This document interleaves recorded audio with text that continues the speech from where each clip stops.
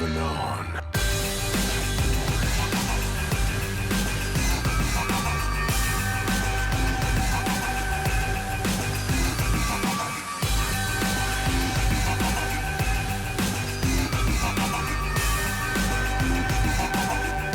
Keep moving on.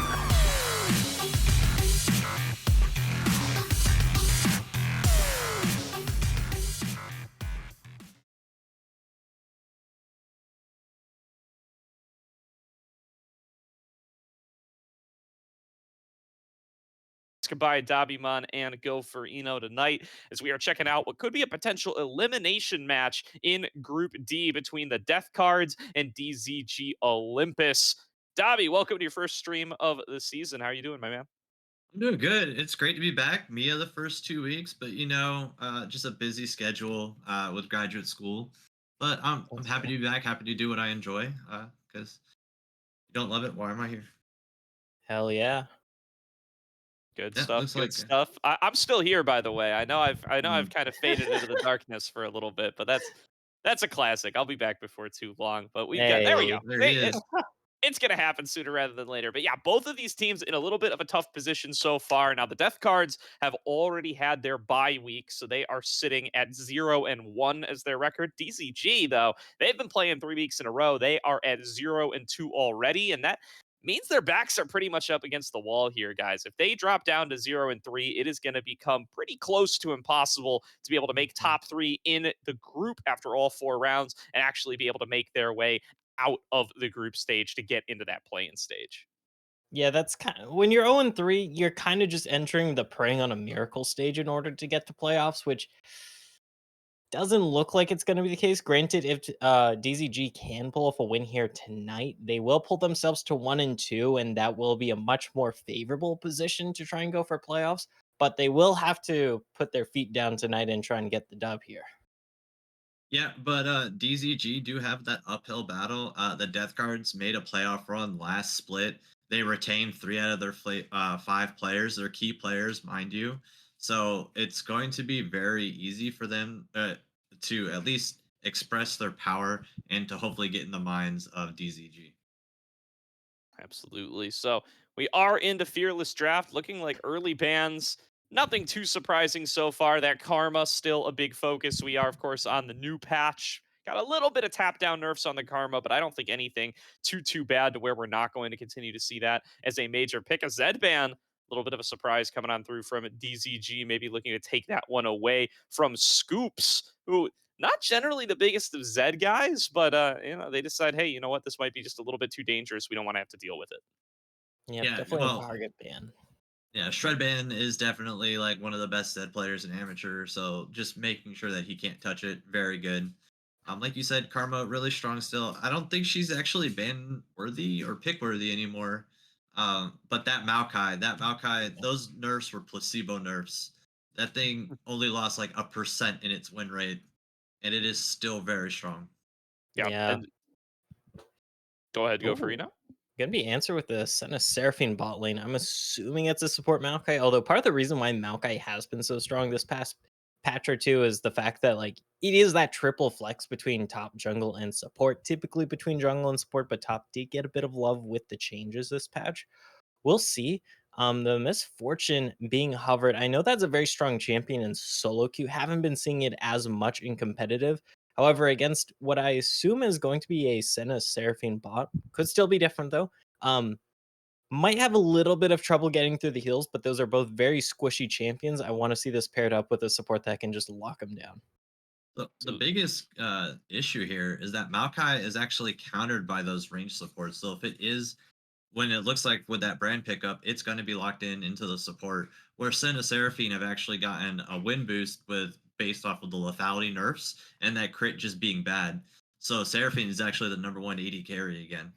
And Yep. MF, like you said, you don't see her often, is because in competitive play against a coordinated team, MF is never going to be able to utilize her ult effectively. And now that lethality is nerfed, and that means that she's not going to be able to shred through all these shields that you see these three player champions with Jarvan being locked in give them. Yeah, gonna give a lot of team fight power over towards the death cards then at this stage. As you said earlier, that brand lock in does seem to indicate a little bit of Maokai's support play. That is where the nerfs start to hit, I think, a little bit harder. They gave him some compensation buffs for the jungle clear and stuff. You got a little bit of cooldown off of the bramble smash and things like that, which doesn't help out in support too much, but clearly not going to be enough to stop DZG from going for the strat, especially when they can still pair it up alongside that misfortune and go for a little bit of a wombo strat, which seems to be what both of these teams are going for here. Yeah, although the Death Card's Wombo, they have the pieces to set it up here, but they really need the oomph behind it. Senna, Seraphine, not exactly known as super backline damage, so I'm expecting for the solo lanes here.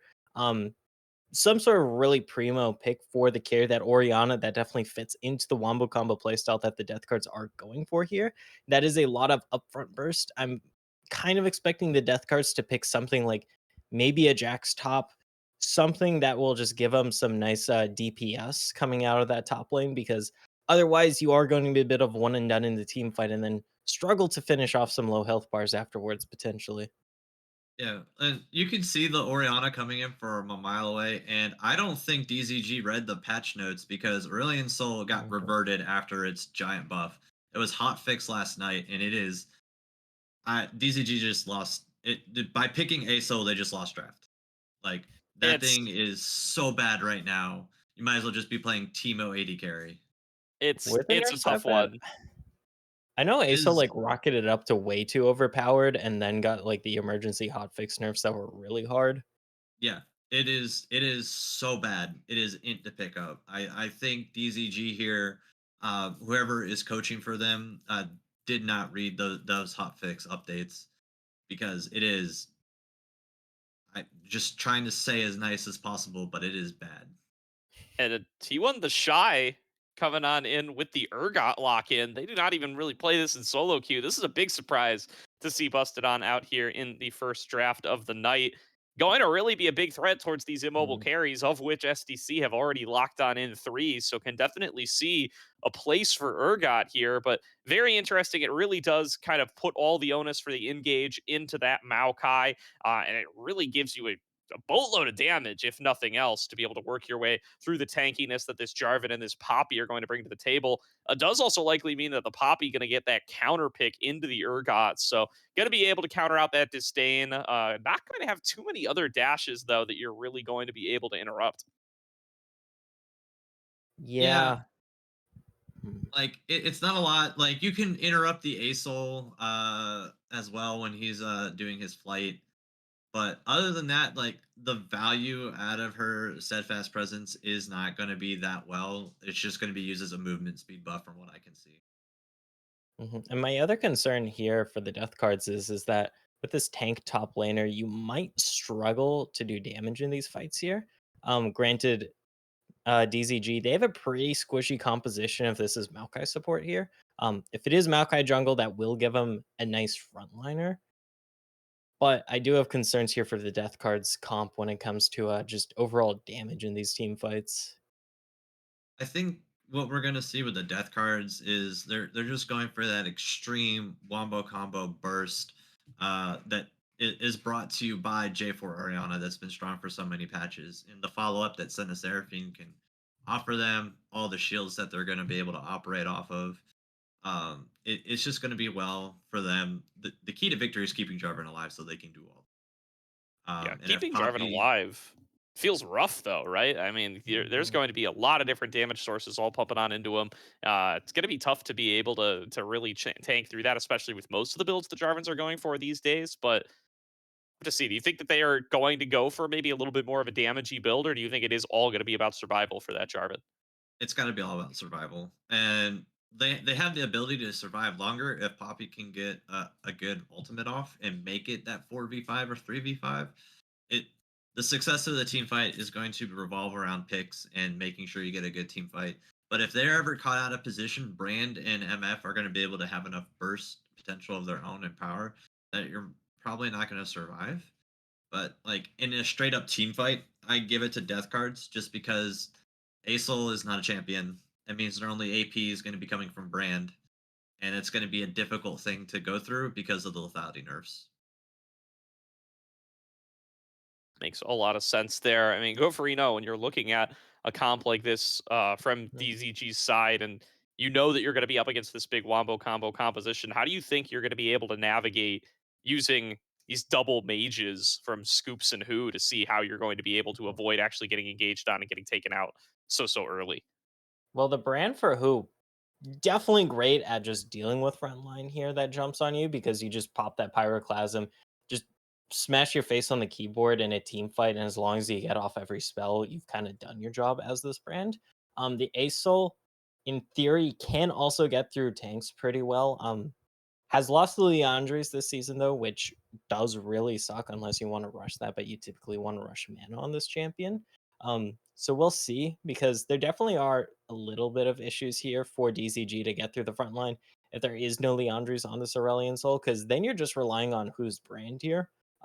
Potentially the misfortune here for Cam in the bot lane could go like a standard ADC build, but I'm fully expecting lethality here on this misfortune. All right. Well, with that said, let's take a quick look at what our predictions are for the match here tonight as we are getting loaded up onto the Rift. You can see that across the board, it's really looking like it is favoring those death cards. I got 2-0. Dabimon's got 2-0. Slayer's coming in with the 2-1. Go Verino, you're the only one rooting for DSG here. And after that first draft, how are you feeling about this prediction? Uh Okay-ish. If the ASOL is as troll as Dabimon is saying, then much less so. But the ASOL's still perfectly fine, then they should be doing fine this game. The biggest thing they have to do is avoid the death cards wombo combo, and then just go to town and pop the back line. Should be easy enough for them with their triple threat composition and an Urgot. Fair enough, fair enough. I've not gotten to see any of the new ASOL yet, but I have heard quite a few whisperings of it being absolutely awful after last night's hot fix. And if that's the case, I'm feeling pretty good about the 2-0s that Dabimon and I are bringing to the table. But with that said, we're going to throw to a quick break here, resolve some technical issues, and we will get right into game in just a few short moments. We'll see you soon.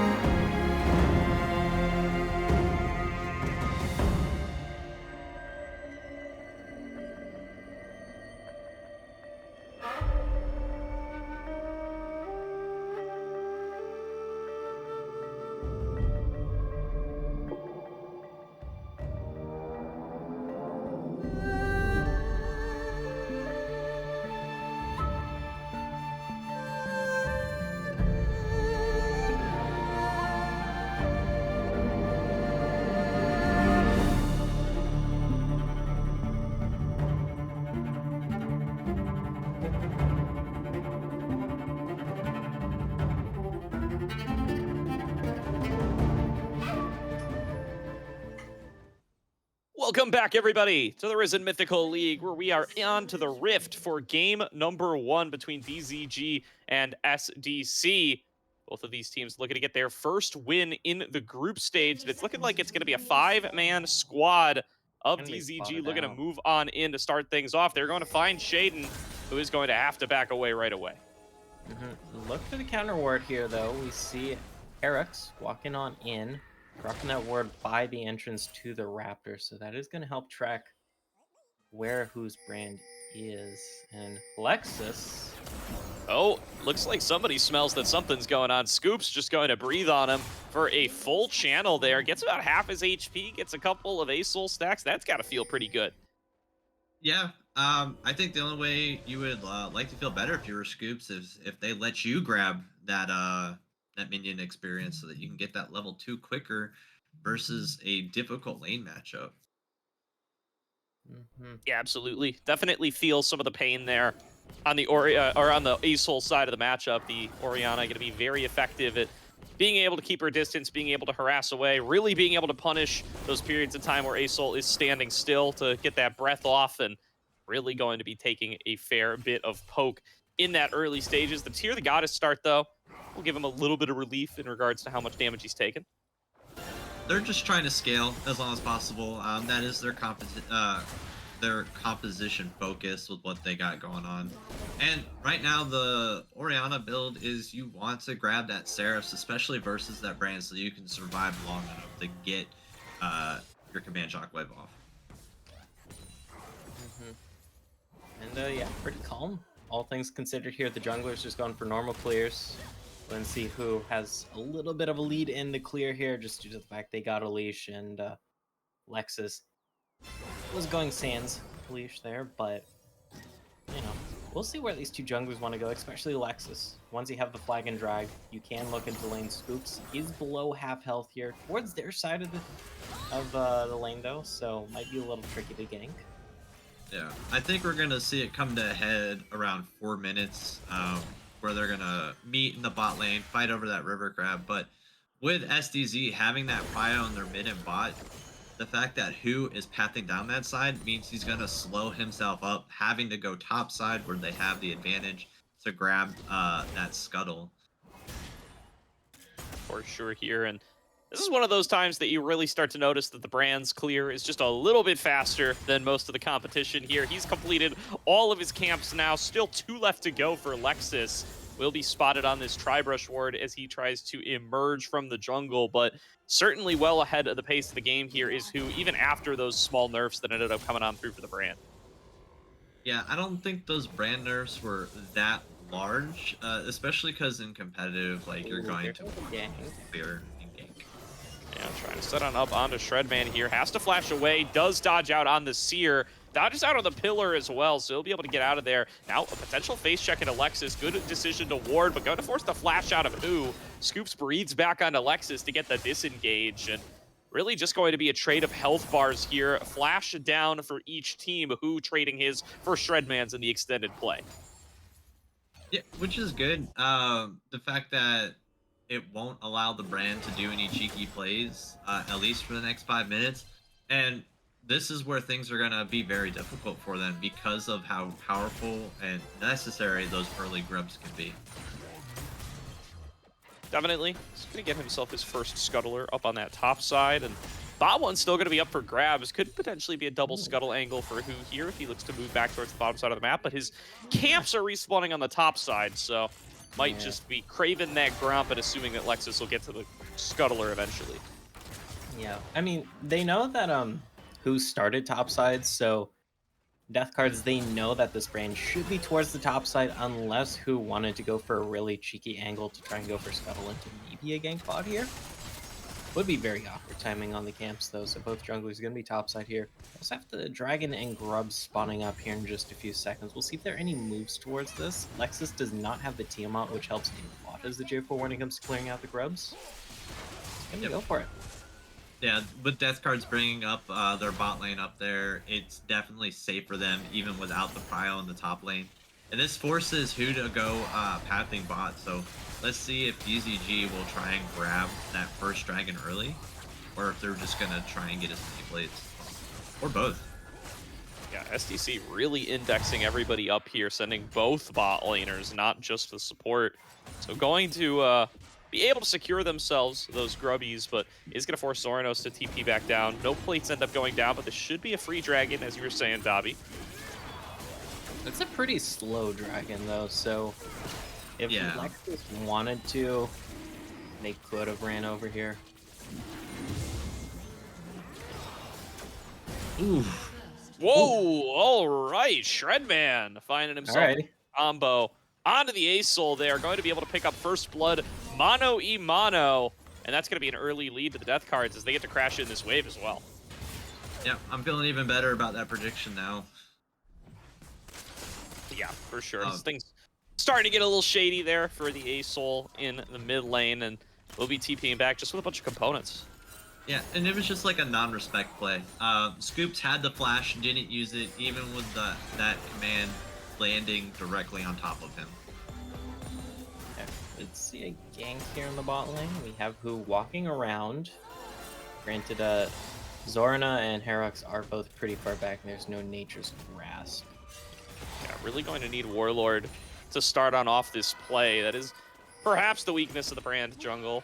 Quick clear is definitely one that feels really good, but if you're just walking all the way down into bot lane and they're aware of your presence, it's going to be very tough to start that engage unless somebody else does it for you without having access to that Nature's Grasp. Difficult to do, so going to end up recalling, heading back up towards the top side where the blue buff is respawned and securing that for themselves. But you can see Shredman now with that level advantage, with that item lead as well. Sork Shoe's already completed, really going to start to bring the pain up against Scoops in this one-on-one. Well, the SDZ bot lane, DZG was not, they were showing it. They were showing their hands, showing their card, if you will, to the death cards by not letting it crash, so death cards weren't going to move up. Normally that only happens when you have pressure coming in from either the jungler or a roaming laner. Other than that, there's absolutely no reason for them to stay or push up. So very good play from them having that knowledge that Who was probably down there. And because they're denying it, then Who isn't going to be there available for anything coming up. Absolutely here. It's just a little wave clear and mini game at this stage as Who maybe looking to path on up here, knows that Shredman has been playing up and aggressive, shows himself in the lane. Scoop's going to come on in as well, throws down that ultimate, and is going to force the flash out of the Orianna. So good play in the mid lane there by Scoops to make sure that that summoner is going to be down. And now Who going to try to zone Shredman out of the wave. Lexus coming on in as well. An ultimate onto Scoops here would get you a nice combo, or at least force the flash, but Scoops just a little too far away. Yeah, we have to be very careful about what's going on in the mid lane, especially because Shredman looked like he whipped it or sombreroed his ultimate though, so never mind. Yeah, it's a rough one. Gotta Yeah. sometimes play on the edge there. It doesn't end up going on across.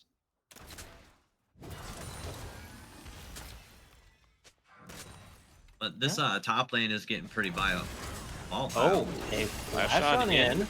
Yeah, going to interrupt that dash back, but doesn't even really matter. Not at all. The Shy gonna pull him right back in. Shaden goes down for a solo kill, and Urgot is off to the races. That was near pixel perfect in terms of the health bar there. Because I thought the Shy's Fear Beyond Death was going to expire in about half a second there, but they're able to get that 20% threshold just in the nick of time, and that kind of caught me off guard here because I was expecting maybe on the next back then we start seeing something happen. I'll hold my tongue here. Lex is going to meet up with Who. Does have the Cataclysm. Gets the full combo. There is no Ori ultimate, but they don't even need it. They can burst their way right through that health bar, and Who will go down. A second kill to the death cards, and Scooped. He doesn't even know what hit him. He's got to hide out underneath the turret now, and they're at risk of losing those second grubs. This could be 6 grubs over to the death cards, calling over Warlord to try to make sure that's not the case. Here comes the engage onto Lexus. Hero coming on through as well. Nature's Grasp going to slow them down. Here comes that falling star trying to lock down Shredman. He still doesn't have the ultimate. Melting him with the Shy's damage. There's going to be the first kill for the shutdown, but traded back here as Hero continues to fire through shots. One more off the ward. Nearly takes down Scoops, but now Scoops is out of the fight, and they are 4 versus 1. one onto this Urgot. The Shy trades one back for a killing spree, but will finally be taken down. Beautiful play by DZG there, just recognizing like, hey, they killed our jungler. Let's just have people up in this area. We don't want them getting all 6 grubs. And now it's the Death Guard's jungler down, Lexus, and it looks like that's going to deny the grubs unless Shaden has anything to say about it. Wow, great dash into the wall there from Shaden. Just takes him right off the map. Yeah, and this is a really good play for them with that TP from Shredman. Yeah, they're not getting 6, but they're going to get 5, so they're still going to get some little grubbies there to help them take the towers. And with those advantages that they're going to get in their lanes due to their range and push power, this will help them take those towers quickly and hopefully get better objective. I like that they're sending Hero over to these each and every time. That's a great source of souls for a Senna. Let's get into this replay. Yeah, and I mean, it's a good start to the fight because Shred does not have the Orianna ultimate available here, and it's just these 3 members, not a lot of damage between them. Here comes Shaden just in the nick of time, and Scoops actually gets out of this. You can see the word place just missing on that piercing light, and it's going to take a while to take it down this Urgot here. The Shy able to pick off 1 more before dropping, and it looks like that's a very solid dub here. Oh, come back to live, though. This is Shredman getting caught again here. 3 members in the river waiting for him to arrive, and the shutdown gold goes to Scoops, continuing to stack up on that Ace Soul. Yeah, he thought he was pretty safe because Lexus is in their topside jungle, but just the number advantage alone, regardless if you have that vision control, is just pretty difficult. And with that numbers advantage, lack of TP, they're moving down to get their second dragon and start the stack going, which would probably be their best bet of WinCon. Inching up to about 100 Breath of Light stacks there. Not exactly sure what on pace is for new Asol, but definitely going to be benefiting from a fair bit of damage amp, especially on that Q, off the back of how many stacks they have been able to achieve. And then that shutdown gold going to get them on to about a 12-minute, 30-second Rod of Ages. Ooh. Yeah, Pretty getting nice that and power spike like, there. really good. Yeah, because you're stacking that as well as your tier. Once you finish off the Seraphs here, I'm assuming Scoops is going to go to finish off the Seraphs here unless they want to get maybe potentially an offensive item here. Second, or the Rylai's, because the Rylai's is always so good on Asol, but with that tiny little CDR item I've yet to learn the name of, I'm assuming this is going into the Seraphs here. Oh, the glowing mode. The glowing emote. I wanted to say glowstone, but that makes sense. Yeah, the moat. Yeah, they just stole something from Destiny. It's fine. Happens. Comes through here and there. You get a little collection of everything somewhere or other in your League of Legends. Is clears. Yeah. Continuing on for both junglers here. The Leandri's Rush is what ended up coming through for Who, by the way. So even though you don't get the mana, you got your blue buffs from the jungler. You are still going to be plenty happy to have that extra burn damage. Mm-hmm. Yeah, I think Rylai's is the more typical rush, or it is a 50-50 on the brand jungle. Either way, you definitely can rush the Leandries here, and I like it into the enemy composition. You're going to be facing 2 meatballs stacking a lot of health here in the Orianna, or in the J4 and the Poppy. That's just going to help you shred through them so much more easily when they dive onto you, because your lethality MF and Asol, who is still stacking, not going to quite punch through them just yet. But if you have a brand with the Leandries, that's definitely going to cut through those health bars. Yeah, I would have liked to see the Rylas, though, just because you want to stop the damage from coming out. Like, you'll eventually be able to shred through them, yes, but the whole idea of getting that Pyroplasm off is just to decimate that back line. And if they can't move while your MF is getting her bullet time off, it's just really well done. But there are merits to both choices. There's no wrong answer here. Yeah. Catching Soranos and Hero on a recall. This is looking like it's going to be first turret over to DZG. Yeah, nothing much they could really do there. Walk up, there's a Nature's Grasp, there's a Pyroclasm, and there's a bullet time. And as a Seraphine Senna bot lane, you are not surviving that 100% of the time, more or less. So it is going to be a cross-map trade, though. You do get the Rift Herald See if you're able to claim anything with that. No plates on the board, of course, though, due to the new season changes. Twisted Advance Flash. Yeah, going to throw on out that Nature's Grasp. Good flash from Zornos. Going to find the space in a 3-man Ooh. shockwave out of Shredman. Gonna pull in, only getting one victim here. And here's the Shy looking for another invade. They're going to throw on down that bullet time to be able to pick one kill up on the other side. But Lexus has been able to clean up one for themselves. It's a 2-for-1 so far in the fight. And Shaden wants to keep it going. The Shy stuck on the wrong side of the map. Is jumping over the wall is Lexus to get on top of him and lure him into the maw of the rest of his team. A shutdown picked up here for Shredman. That's going to be a 3-for-1 fight in favor of SDC. Yeah, and then they're putting down the Rift Herald. Hopefully they ride it in there, maximize the grubs that they're going to get, and they could potentially push it into the second tower with the death timers. But it doesn't look like they're going to go for it. It's fine. Yeah, a little nervous there. Almost.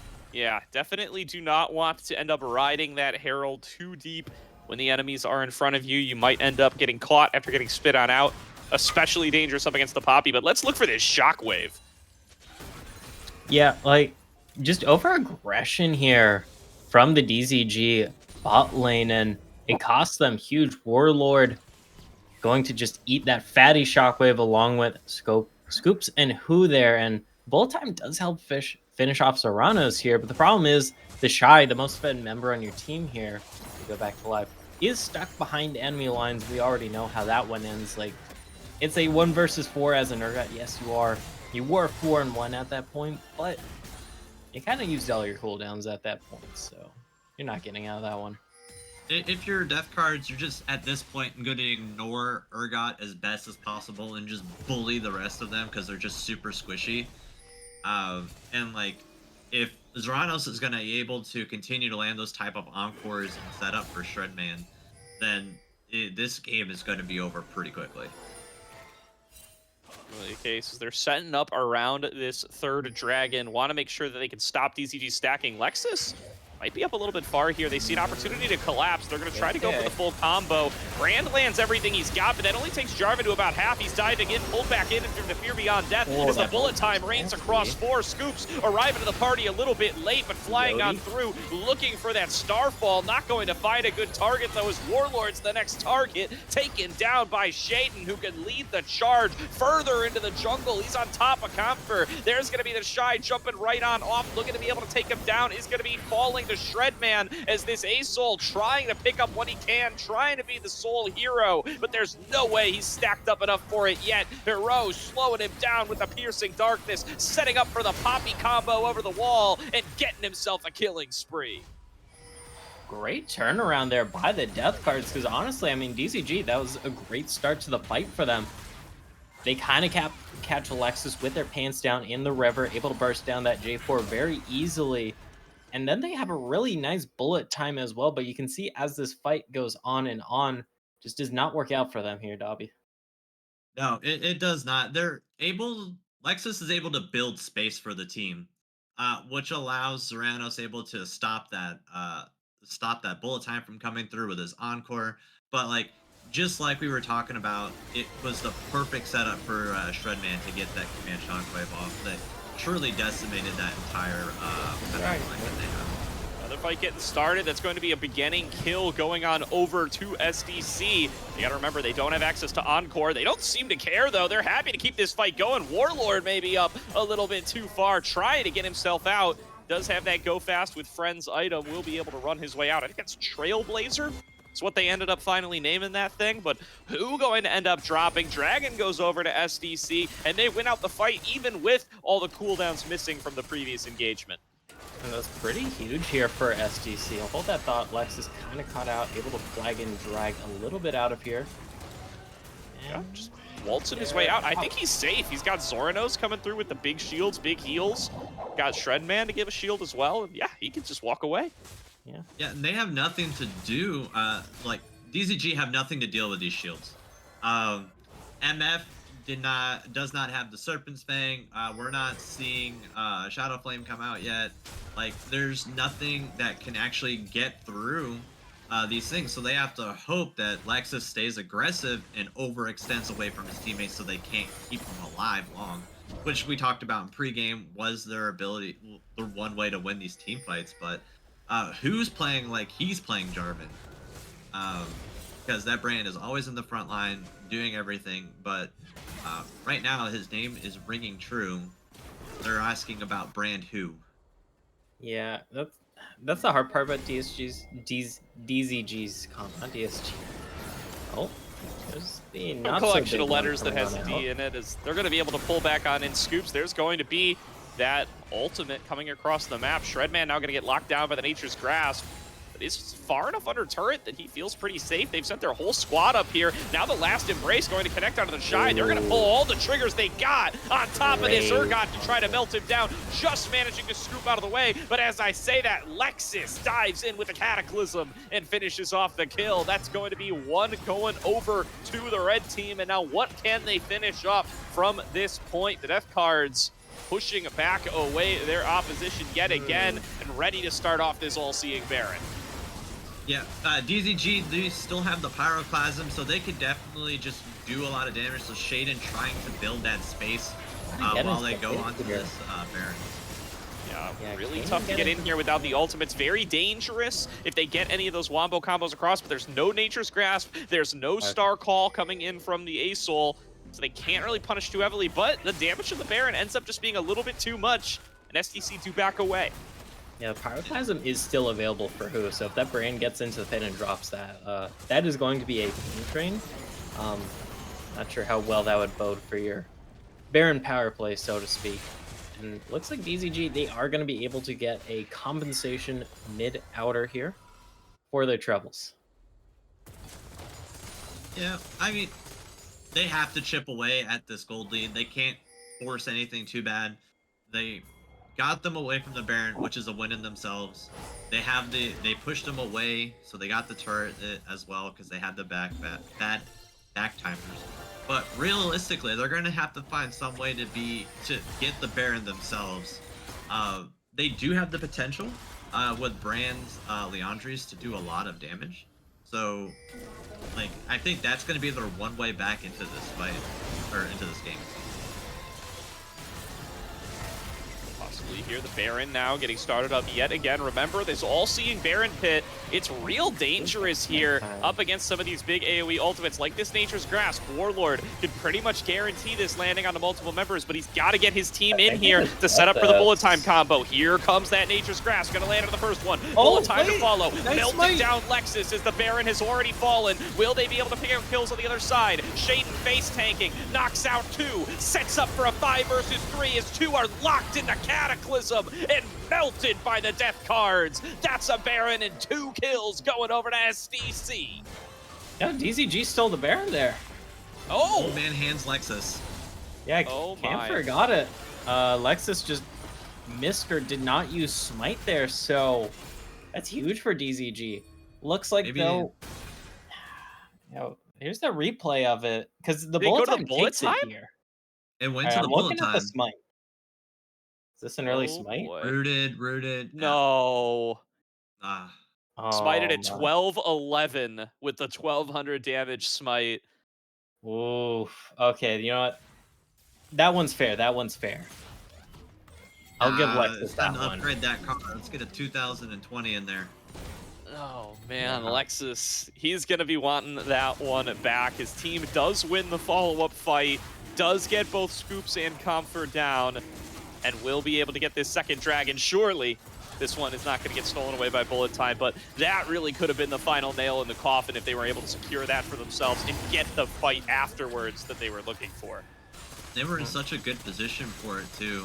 If they were able to just like land that smite, not mess it up. Ooh, don't overgreed here, buddy. Well, Shy caught out, looking for Shredman, who does have access to that bonus damage. Ooh. Doesn't land the Fear Beyond Death. Would not have mattered even if he did, as that Storm Surge will help melt him down.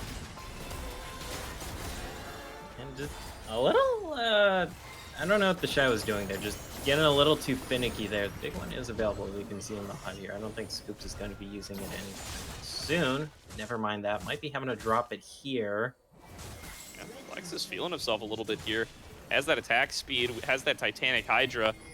Really ripping through this Ace health bar. He regens it all back off the Hextech Fruit. Is TP in from behind. This is going to be Shaden looking for the flank, setting up with Lexus, taking Comfort right up against the wall. Here comes that Ace ultimate to slow them down. Skies descend as the damage comes on across. There's the bullet time right through that Cataclysm, going to force back the carries, but they march forward anyway. Comfort the next one to fall. There goes the Dragon. It's a double kill to Zoronos, and SDC run the fight 4-0. Yeah, that's really good. They played that very well, and they were able to survive all that damage. Zoronos landed a fantastic encore that just spread most of that entire jungle. And this is why I have issues with Camper's build. Like, he unironically second bot Collector instead of playing for the team and grabbing that Serpent's Fang. Every single champion on the side of death cards has a shield, and shields on shields, and then another shield. Like, the fact that we're not building appropriately means they're not really going to, I don't think they're going to win this game anymore, especially after that team fight. A lot of these teams lose to Shopkeeper before they lose to the other opponent, and it really hinders them. So hopefully when going into the second game, they're able to itemize better. Could be a Shopkeeper gap. Evidently definitely feeling that this loss a little bit. Is a third item Serpent's Fang in the cards? Does it build out of what is that item called? Drill? The Tunneler. Tunneler? Thank you. I think it's Tunneler. It's a goofy name. It doesn't even look like something you tunnel with. It kind of looks like something you punch with. I guess if you're a mole, that's how you dig. You kind of just punch, but not really. Alright, I just checked. Serpent's Fang builds out a Serrated Dirk and Pickaxe, so that is not a... Those are not the pieces of a Serpent's Fang in that inventory right now. You do have the Dirk. He's halfway there, but he was almost all there because Pickaxe builds out of Collect. Like, you need Pickaxe for Collector. Yeah. So he could have just went Serpent's Fang. Could have. It probably isn't going there now because the Tunneler's in there, so... Probably going to still be seeing full power shields here. I mean, I don't know how viable Serpent's Fang is these days, but if there's ever a situation to build it, you would think it would be this one up against, as you said, Davi, this is a crazy shield-based composition. And they are marching down your mid lane, keeping that siege going with or without the Baron. 60 seconds to go until they'll be able to give that one another go. Storm Surge and Rabadon's complete for Shredman 2, so that means all Shockwaves are going to destroy everyone unless your name is the Shy. Just based off of how everything's going right now. Probably the only one taking up, maybe Warlord 2, but if Alexis is able to Cataclysm in there onto that backline, I don't think there's going to be any survivability for DZG. That siege going to continue now.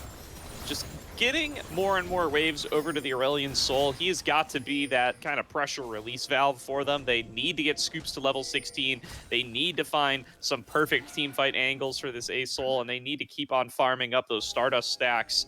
The only thing is, the whole point of this last series of buffs and nerfs has been that you should need to fight champions to get Stardust stacks and not necessarily just hard farm those minions. So they are going to need a lot to go Scoops' way to be able to actually get him into being that monstrous champ that A-Soul can eventually be.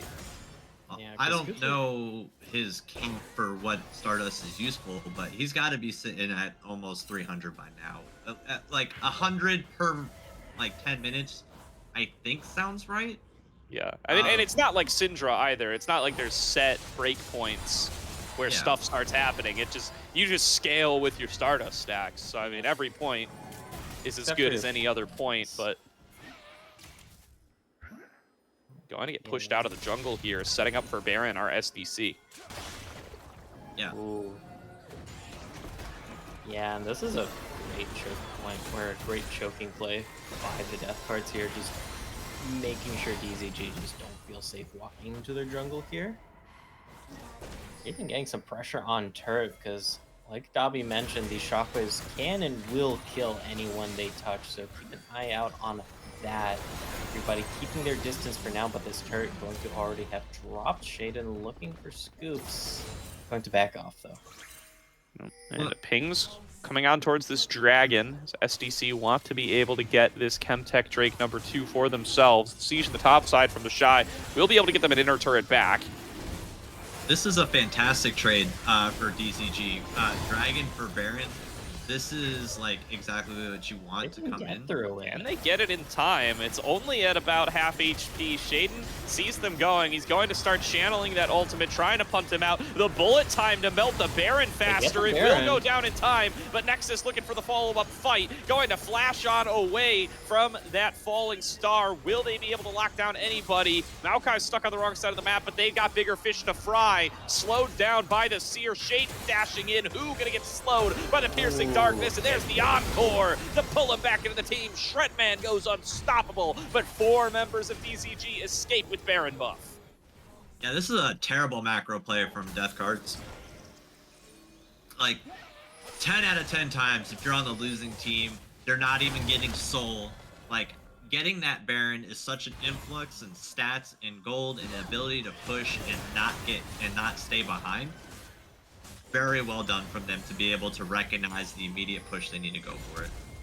I think this is a 3 versus 2. This is the best odds they're going to get, but Lexus already on top of the carries. Surely 2 carries can fight the Jarvan, and they can. Scoops gonna be able to take down that kill and reduce the numbers of SDC, but 3 members strong. Now going to regroup on this top side and look to continue to push. Who respawning, and they might have to give up this siege. They're down in numbers now. Yeah, and down in Baron buff, because pushing against Baron buff is hard here. So now DZG, they can look to establish themselves on the map here with this Baron, try and claw their way back, which I know is a little weird to say when they're only down 2k, but the fact of the matter is it kind of feels like they are getting a little bit outscaled here, and their team fight comp just hasn't really come to fruition yet. You're still stacking on this Aurelion Soul, it feels like, even though you're items. So we'll see what they can do with this Baron buff here. They really want to crack open the base here. I don't know how possible that is going to be. At the very least, though, maybe they can crack it too.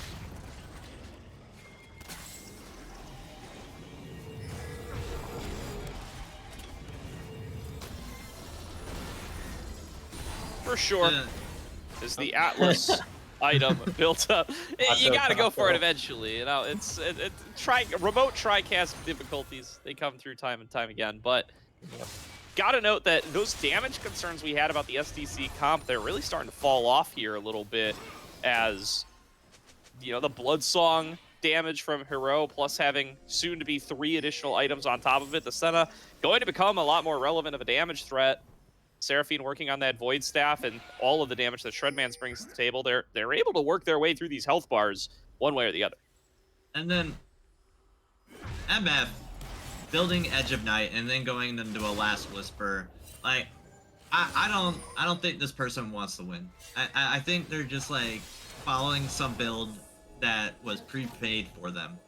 I don't understand why you would. One, you got all these range, so you're not actually stopping anything by Edge of Night, because you're gonna get hit by something eventually. You're just not gonna be able to dodge them all, right? So that Edge of Night's gonna provide 0 use in keeping you alive. Unless, like, your entire thing is just, hey, I don't want to get killed by Jarvan within the first 4 seconds. Let me die by everyone else later, which is fine. You want to do that, that's fine. But, like, your bullet time is going to provide so much utility if you had the Serpent's Fang. I'm not going to stop calling him out for it until he builds it. Might be calling him out for a little while then at the current rate, as the Shy finding Shaden here, getting a little bit of damage in, getting the proc of the Black Cleaver, but and Poppy Passive's a hell of a drug, just shrugging that stuff off, walking on away, not even really feeling any worse for wear from it. So those stacks continue to come on through. You can see Hero starting to get to be ridiculous levels of range. Yeah, I can only imagine how many stacks that he's at right now. Well, we can't see. Take a peek at some point. Yeah. Yeah, but Oh, 139. That is one Quite a bit. huge range. Probably like hitting the next choke point now at probably at 140. So just like, I don't know, what is that, like 150 range almost extra? It's every 20 you get an extra 20 range. Okay, so 140. 140 range. Yeah. Lexus Oh, I can drag on sliding in, looking for the Pauses engage. big Does one. get that Sky's Descend out. It's going to deal a little bit of poke damage, but will they find a Verdict. follow-up fight? Shane going to be the target. There goes the Encore. Doesn't land onto anybody. Teleport back in from the Urgot. Resources blown from both sides, but nobody really going down. They do get an engage they're onto going back Warlord. in. Isn't that the target you want? They lock him in on the Cataclysm. The Shy going to be the next target. Hero firing away pot shots from forever away. His Scoops now is the target of Shredman. Going to be able to flash out and keep himself alive, but that's a 1-for-0 in favor of the Death Cards as they look to secure themselves Soul. And this is a great soul to have too, because now you're gonna take reduced damage the lower health you get, and it, like, if there's never, I'm so angry he doesn't have Serpent's Fang. Like, they're never gonna do anything to them, even in the most favorable position. If somehow Who is able to survive long enough to actually press his ultimate, like, they're never gonna do anything because they're just gonna be able to shield themselves through it. Yeah, definitely, especially with the Chemtex dragons, because that's 4 of them, and each one, I believe, gives 5% heal and shield power. Might be mistaken, might be a different number on that one, but either way, it is a lot of extra healing and shielding, and gonna be wanting some shield cut here. Now that Serpent's Fang is the only shield cut in the game outside of a few champion abilities, like the Renekton W. But Baron's on the table. Baron is being started with that Ace-Hole bot here. Scoop's gonna have to teleport on in if they want to participate under half health. Is this Baron? Want to get it down there. There's going to be Shane looking for the punt out. Doesn't get Who, but doesn't need to. Who can't get in range to be able to smite in time. And SDC now with the Soul and with the Baron buff going to look to reset, regroup, and prepare for a hell of a siege here. DZG going to have to put themselves together a little bit of a miracle here. They are going to be able to fight their way back in. Yeah, there's just not a lot for them to do. Baron gone, Soul gone. You gotta hope to stall long enough to steal Elder so that you're able to do enough damage. Brand can do it as soon as he hits 16, which he should be by then. But they just gotta be careful and not get caught out. It doesn't look like they're playing synergistically. Brand is in the bot side jungle, Urgot's in the top side jungle. Meanwhile, the rest of them are being pushed in mid while Shaden preps that bot side wave. Ooh, flag and drag in. drag, Lexus doesn't land that he wants, but they are going to be able to get Scoops, and Scoops will fall. Bullet time, taking one down on the other side. Each team down a carry, but now they're going to be looking to focus in onto the Shy, getting as much damage as they can off of those high notes and beat drops. They need to be able to keep Soranos and Shredman safe. Shredman takes a big chunk from Comfer, and nobody has gotten onto the misfortune so far. Who is forced out of the fight, but the siege will continue as they manage to take down that inhibitor turret. Going for the inhib now. SDC will manage to crack open the base in a 1-for-1 fight. Ooh. Yeah, all this healing and shielding plus the double Koenig here on the front line is making Lexus and Shaden so hard to crack right now. Even for a 3.5 item brand, we see the kill cut finally coming out here. Might be a little too little too late. We'll have to see. Heal cut at 40 minutes, no shield penetration. And Edge of Night did nothing that entire team fight. He got hit by a Q, and that stopped it. Like, Right on in. Dash in, Lexus finding the engage onto Who. There's going to be the proc off of the item, and they are going to be able to take down one. Warlord pulled back into the fight with the Shy, frontlining pretty effectively. So far has been able to force out, at the very least, Lexus. You know, despite the Storm Surge proc, despite the burst out onto Who, it is just going to be the inhib, and SDC are going to be forced to back away. Yeah, SDC need to be kind of careful about all-ailing Who. Like, still smart. He will do a lot of damage, but he is 0-8. If you're not worrying about the MF, who is near full build right now, like, you're gonna have a problem. But, like, you just can't overextend like that. Like, Lexus, we talked about it earlier, will go in away from the team, and they're not gonna be able to shield him properly for it. Absolutely. Lexus still down. 10 seconds to go. They want this objective if they can find anything, but it's going to be a 1-for-1. Shredman actually drops to a big bullet time from Comfer. That is going to be Orianna off the map for 60 seconds. They'll be very happy about that trade. Yeah, that's really good from them. The bullet time, huge range. If no one's there near him, that's exactly what you want to do, right? That's how you play MF. You build space. Nothing really to grab on the map right now here for either of these teams in terms of objectives, though, so no one can really push any things they got from that fight. DZG gonna be happy for the breathing room. However, you got a shutdown. You traded your own 6 support, 10 and 3 enemy mid laner. Great trade, and was gonna give you some time to stall these in-hit timers. But like they're doing very well. They're stalling, like you said, a minute until that elder pops up. That's gonna be their win. There's going to be a follow-up here. They are going to be able to find Warlord. Lexus maybe a little bit caught out here, trying just to lock down Scoops. He'll just fly over the wall. No issues getting away from that one. And SDC struggling to get plays started a little bit. They have all the tools in their pockets, but have not yet been able to close things out, have not been able to take enough members off the map. Maybe the Elder in 40 seconds will be the secret strat. Yeah.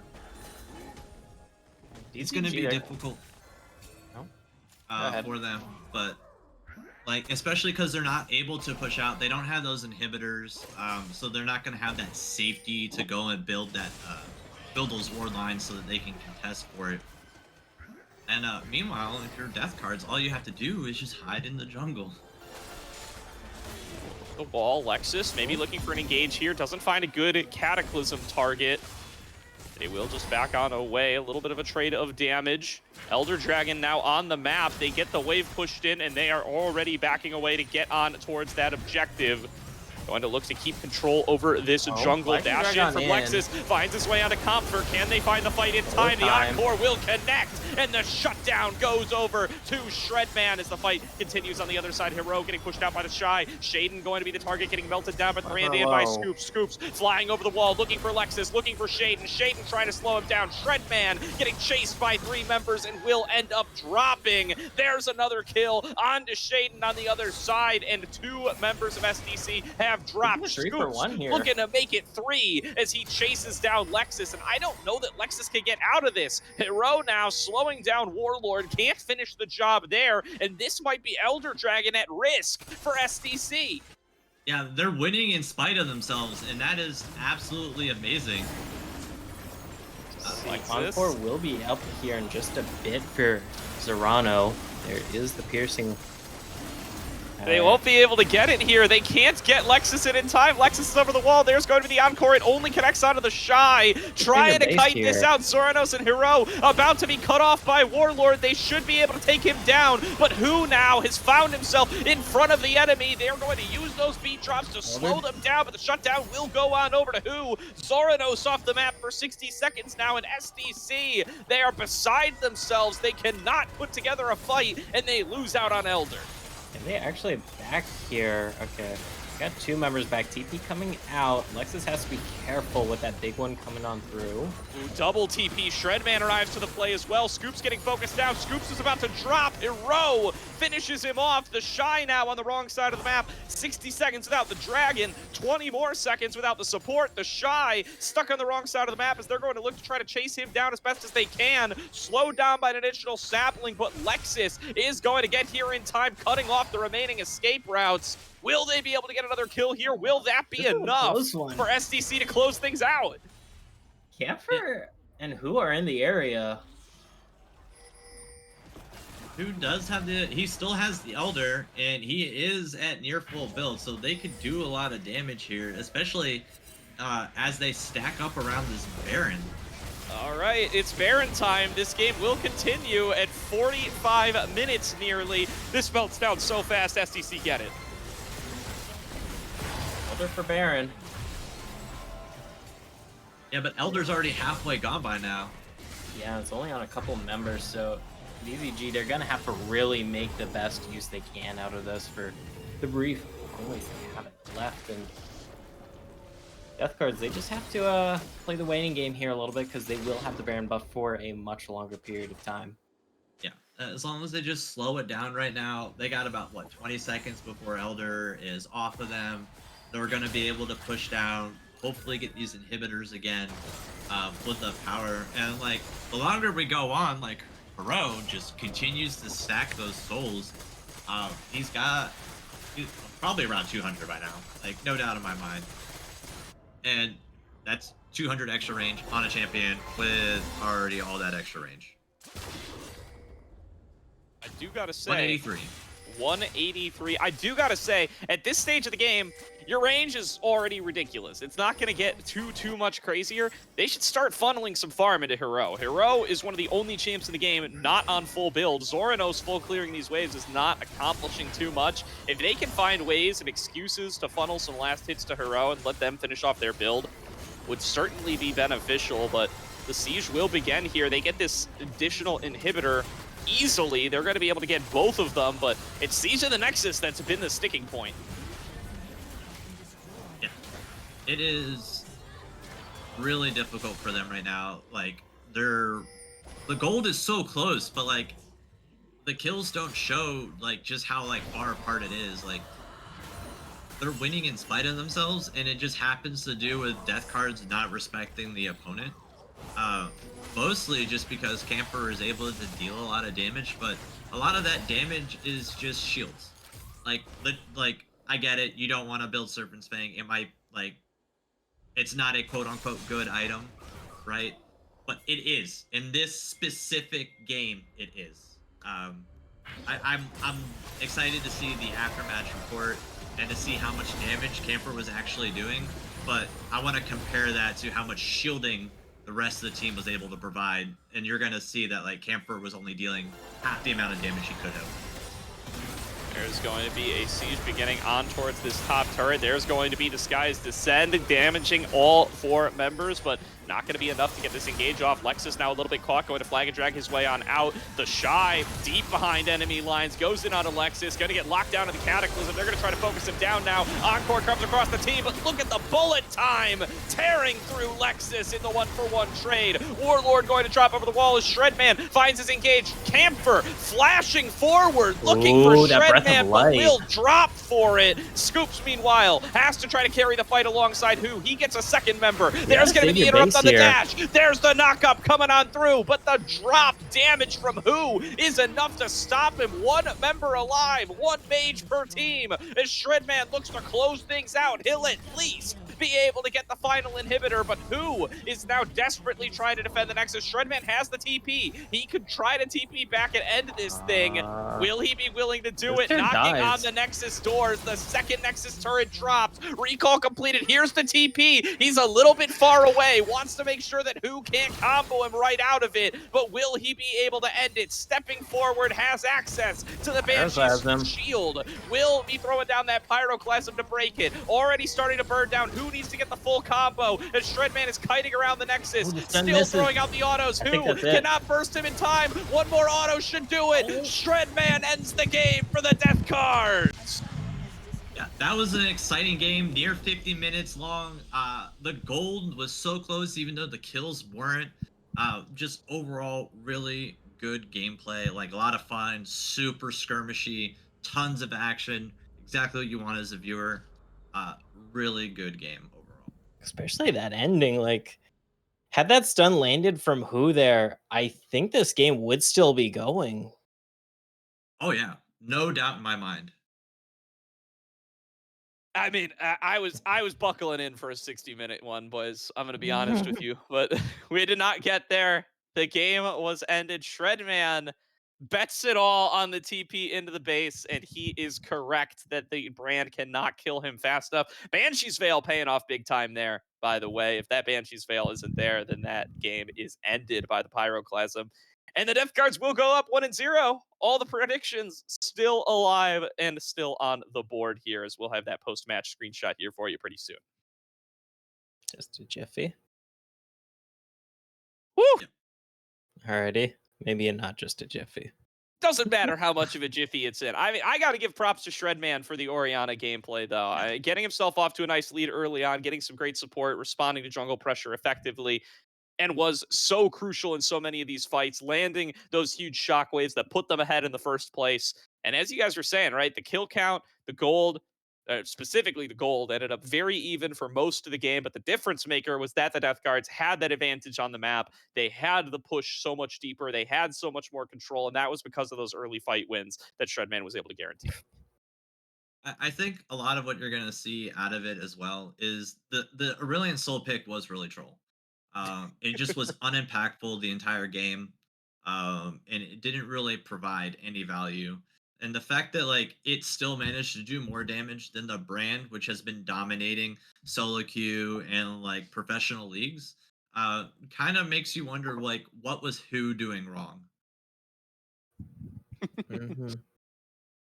Yeah, because who had a decent start to the game, had a lot of successful ganks, but just kind of got caught out a bunch in the early through mid game there. And the fact that this DCG composition didn't really have too much for a pure frontline. You had this Urgot in the top lane for the Shy, but that isn't the tankiest thing in the world and can get shredded on through.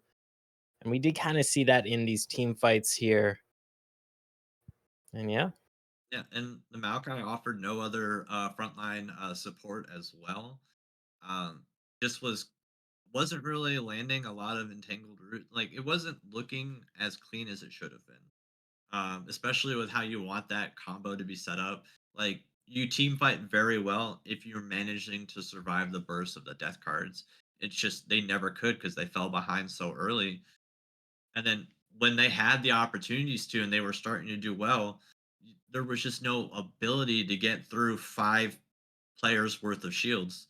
Like I went and looked at the math, 44k damage on MF, 25k worth of shields through the team of death cards. So you're effectively only doing 20k, and like you're able to swap your build mid game, or you can get rid of the boots when you're at full build and go for something else. Like you have the ability to move so fast. Why limit yourself and your team by just being like, well, it's not that good because I don't build it any other time. With that said, that is going to be game number 1. The Death Cards taking a lead early on in the series, but we are not done yet. We got a full best of 3 ahead of us, and we have got Fearless Draft disabling the champs for the respective teams that we saw in the first game. So we're going to throw it to a quick break while we get ready for game number 2, but we will see you guys before too long to pick up draft for the second round.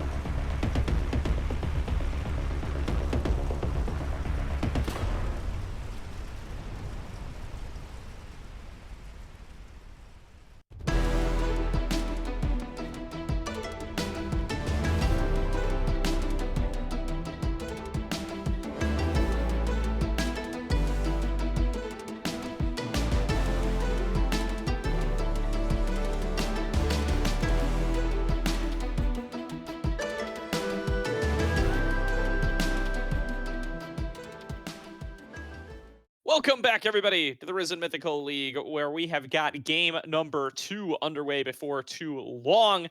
Be getting into that draft. Death card's going to be moving over to the blue side. That does mean DZG selecting red here in game number 2, feeling like they want to get access to that counter pick. They want to have their choice of 2 with the fearless bands that have ended up coming on across. I'm kind of hoping to see a quirky game.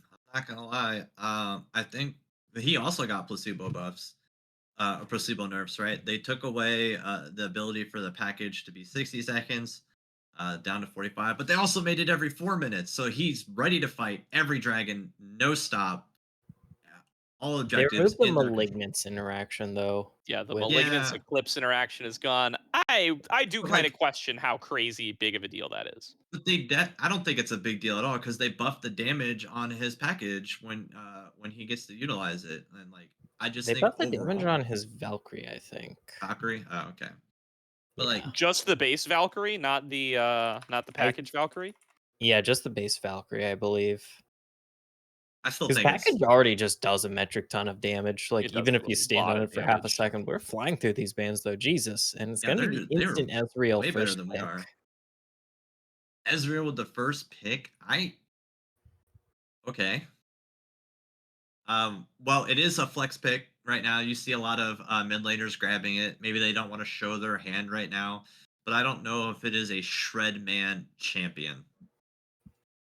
It's going to be the question. The Ezreal going to be that first lock in as you continue on through the Jinx lock in from Okay. DZG. So Like clearly that pick. feeling like that's what they want comp for on for game number 2. And they said, hey, you know what? If we're going to get 50-minute games here, we do not want to be on the lethality carries. We would much rather be on something a little bit more traditional. And that Jinx is going to be just what they're looking for.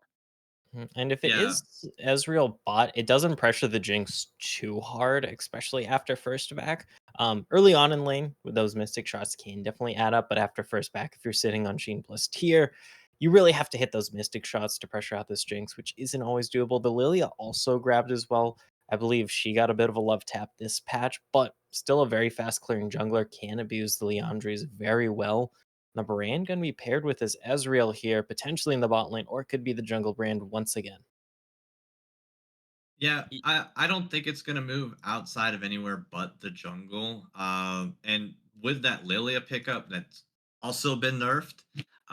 It's one of the things that can actually match that clear speed and do just as much damage as that Lilia does. Woo! Little Okay. Galio action coming through in the mid lane here, as that is going to be locked in, presumably for Shredman. I suppose could also be flexed down into the support position if Hero ends up feeling like that's going to be the move alongside the Ezreal.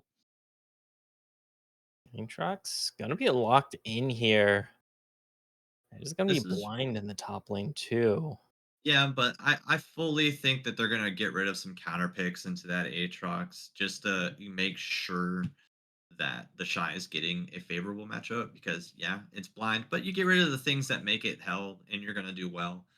Um, Especially because you see the Galio pick, you want to make sure you're preventing certain AD champions from through because you right now it's a lot of mix and AP damage.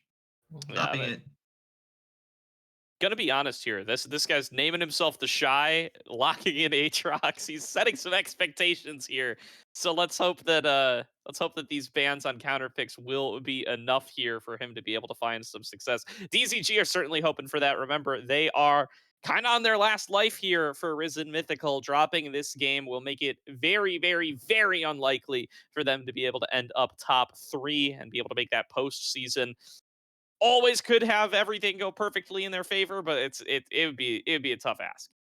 Yeah, we'll see what's locked in here. I'm expecting DZG to grab the support here so they can have that mid lane counter pick. Unless there is a very high priority mid laner that they think they have to grab now, but you kind of already know. Actually, I guess you kind of know the Galio is going mid here potentially. So if you really want to, Cassiopeia would be interesting. It gives you a lot more DPS here, but you already have a Jinx for DPS, so could be a little bit overkill here. I think what Cassiopeia is bringing is the miasma to prevent all the dashes that you're gonna see through the Galio and the Ezreal. So just locking down that team so that the Jinx doesn't have to worry about them escaping, because that is her one downfall. Until she gets that passive stacks going, she is really slow and not able to catch up. All right, the Melio Ooh. lock in to go alongside that Ezreal. That's an interesting one. Does not make your Mystic shot longer, for those at home wondering. So going to get a little bit of oomph to your damage, but maybe not the extra range. At least not on your longer range abilities. At the very least, you'll have them on your autos. That should guarantee that it's a Galio mid as well. And now looking Mm. at the top lane, it will be the Kled into the Aatrox. A spicy pick coming on through here for Shaden up top. So Shaden is cosplaying. I don't know anyone that plays Kled. Gorilla Uh, Jones. I know that Kled is a Really? really strong counter on paper to the Aatrox in lane because you do have that Grievous Wounds on your Bear Trip on a rope, not a wrap. And you can just keep on all eating that Aatrox and dodge out on the Infernal Chains. So definitely going to be very strong in the 1v1 here. I really like the Blitzcrank pickup into the Milio. Just immediately creating that player deficit, going for that pick potential. And like on the side of death cards, you're not really gonna have to worry about like who you pick up as long as you're not going for the Galio and you manage to hit somebody else really good. If DZG is able to do to Lexus what they did to who, um, like I think Goferino might actually get the closest to the what's that called? Correct The score? correct prediction. prediction? Yeah. Yeah. Slayer went 2-1 as well. So I mean, if death cards end up pulling it out in the end, Slayer could end up getting himself some Oh, no, credit, even while he's not here. Slayer and Bonfire, of course, unable to join us today. I'm told they're at the zoo. I believe that's literal Allegedly. and not a euphemism for solo queue, but could be either one. Could pull up the op.gg or u.gg. that's just couple goals right there. Yeah, absolutely. There. As going to be the Blitzcrank to round things out. That feels pretty good up against stuff like the Brand. Feels a little bit less good against stuff like the Ezreal. Yeah. Mhm. But like Maybe. they do have a lot of potential here. Mhm. Like the Milio is really good, preventing the Cassiopeia from ulting the entire team. As long as you're staying in the backline, you're fine. But if Blitzcrank is able to get Milio and stop that from happening, then these team fights are going to be super DZG favored. Yeah, definitely feeling a little bit of that here as definitely feeling a little bit of the fearless implications there as well as DCG don't have to feel any pressure towards trying to take away that Oriana or anything. Although I do suppose they effectively read that this is going to be Shredman piloting the Galio in game number 2. So knowing that they don't even have to ban mid laners one way or the other. Will be very interesting to see that matchup playing out. I do think the Cassiopeia is quite good into the Galio. If you get Miasma and then you can't do your Justice Punch, it really does mess with everything you want to get done on that champ. Oh yeah, Mhm. hard agree. It's going to be very difficult for them, but they just had a lot more like team fight potential and synergy, and you could see how well they played around that in game one. And as long as they don't continue to what limit test, uh, the death cards could potentially out team fight. But what the death cards want to do is 5v5. They want to get onto the team, whereas DZG, they just want to be able to get the pick, create that player deficit, play the 5v4, and hopefully do some damage there. But I don't think they're going to do well if they match them 5 for 5. Okay. What are we on the lookout for here, in your opinion, Gofrino, coming out of this Lilia? Like, how are you going to try to path early on? Especially, it does feel a little bit better to be playing Galio up against double AP mid jungle. Is that even something you're concerned about as this Lilia, or are you just trying to hard farm and maybe try to influence some of these side lanes? Double AP mid jungle can lead to some issues if we see a double Kanik coming out here from the side of the death cards. Because that is quite the hassle to get through here. Granted, you do have Cassiopeia who can mow through people, but if I'm this Lilia here, I'm probably just acting normally. If I'm who, I'm assuming that's still who, and we're just seeing the right ID down there, which is Yeah, It's it's wacky. everybody's old name is still what shows up from the API. That is still Yeah, yeah, it's it's really still weird. Who, it's still Scoops. It's so Still yeah, the I shy. now know that Scoops is Mobster Penguin. That was kind of Yeah, hard to figure on out from the name because my changes. I think we're just gonna have to kind of go scorched earth on this and just know everybody's names and from zero now. Like I just think it's just too hard to trace back who people used to be since the name alignment happened. yeah, it's I really think weird. Go I ahead. think for DZG though, you really want to just focus bot side. Anything to get that Jinx ahead, and if you just focus Hero on Emilio constantly, I think that's where Who should go the majority of this time. We'll see how Lexus can answer that. Just because they don't really, I don't think they're winning the 2v2 or 3v3 versus DZG spot. Mm,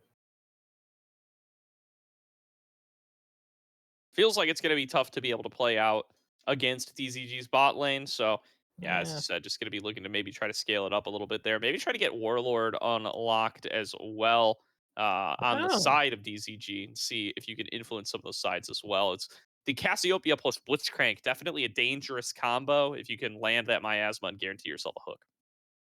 The problem But is though, trying to hook the Ezreal, it is easy to buffer the arcane shift into that.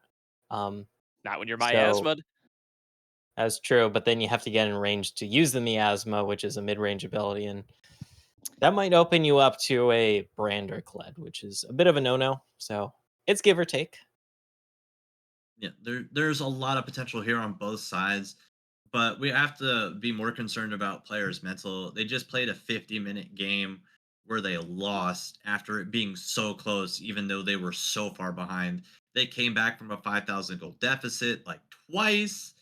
They were able to just be super close in that part. In that part, they had a win con. They just got over aggressive with it and kind of cost them the game there. But Yep. moving into Runes, the Conqueror matchup in the top lane. Yep. Yeah, Will say I'm it not. definitely feels better to be to have almost come back and lost than it does to have been came back against. That definitely, at least you could say like, oh man, if we weren't 5K down, we 100% win that. It feels just devastating to be 5K up and ends up losing. Right. Yeah, yeah, nothing too surprising here in the Dark runes Harvest, though. always love me a Yeah, Dark Harvest in comp. yeah, Yeah. yeah. You don't really see Dark Harvest too much anymore. It's usually only on the junglers, I believe. Maybe there are a few supports that take it, but I cannot think of any. Because usually But mid the laners are like, I want either the electrocute or the face rush here. but I say is neither of these mid laners take Cassiopeia either. is going for that conquer. Just make sure that she's able to stay longer so that she can stay alive there. The aftershock on the Galio kind of implicates that he's not going to be going a traditional AP build, especially because the brand's on the team. So probably a more tankier option with a lot more MR because of that dual AP threat on DZ. hmm Just more of what we expect here going down the board. Yeah, And yeah, traditional lethal tempo. Jinx just scaling, playing late game, get that extra range. No mhm. change. Yeah, the range is just so huge on Jinx here. And we see the Guardian tech coming out here for the Melio and Warlord, which makes sense. Works well. If someone's getting hooked, they get a bit of a shield at least to live a little bit longer.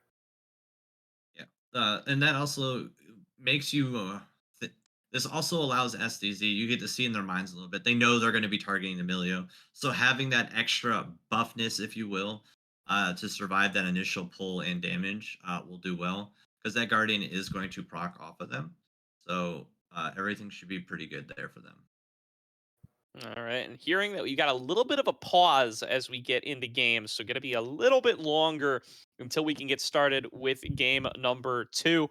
I want to check in on those predictions. Goverino, you feeling like this is a good position for DZG to be able to come back in, go through these late game DPS carries, or are you feeling like you maybe should have gone for a little bit more of a SDC pick for the night? It depends for me how well they can carry out the early game here, because if you get this Cassiopeia plus Jinx rolling, here's DZG, like you have so much damage, you will kill literally anything on the enemy team. Um, Granted, you don't have a ton of peel for them, but there isn't a ton of backline access here on this SDC composition. So, I mean, if Cass and Jinx get out just fine, you should be feeling decently fine and dandy, assuming the rest of the map isn't a blazing dumpster fire. So I'll feel good if that's the case. How about you, Dubby? You're in for a 2-0 SDC, as am I. Are you feeling like this could be the draft that does it and that gets us right at the end of the night? Oh yeah, I still think it's going to be a 2-0. Not as quick as I originally thought it was going to be, thanks to that 50-minute game. But having if they're able to just lock down the carries on DZG with a good taunt and just pair that perfectly with a pyroclasm, I think they're going to do a lot of damage regardless of what's happening. These are champions that don't traditionally build MR, so there's going to be so much shred, and because they will build those health items, it'll be pretty tanky for them. Definitely should be the case here as we are on to the Rift for game number 2. SDC on the blue side looking for a 2-0 win over DZG on the red. DZG trying to fight their way back in and keep themselves alive in the Risen Mythical League. Going for the run back here, even though they were spotted on that ward. I mean, I like that buy the death cards there. Just you are against a Blitzcrank composition. You kind of expect the invade, whether it is solo queue, whether it is pre-made 5s, or whether it is the mythical lead. Right. I keep forgetting. I wanted to say divine for a second, but either way, It's been divine for forever, man. It's tough. Yeah. Change is hard. Yeah, and it's, I mean, we're only just a few weeks in as well, so we're still getting used to it. Unlike the players who have gotten pretty used to Fearless, all things considered. See the Raptor start coming out from Who. Nothing too surprising there. Gonna be leashless, so should be able to match the speed either way, though. Those blows just kind of clear the camps. I think Fearless is a great addition. One, it requires a little bit more analytical power from the side of the teams. And we're not just hit with the same repetitive, strong meta as we want to watch it, and for us casting as well. So, very good implementation there. For sure. I like variety. I like variety. I do agree, though. I've been impressed by the players on their ability to actually execute on Fearless. I mean, it's not, you know, it's not like there's a fancy tool that disables the champions for you. You kind of have to be looking at your prior drafts and be aware of what you drafted. I have yet to see anybody mess it up. That doesn't mean it hasn't happened, but at least it hasn't happened on stream.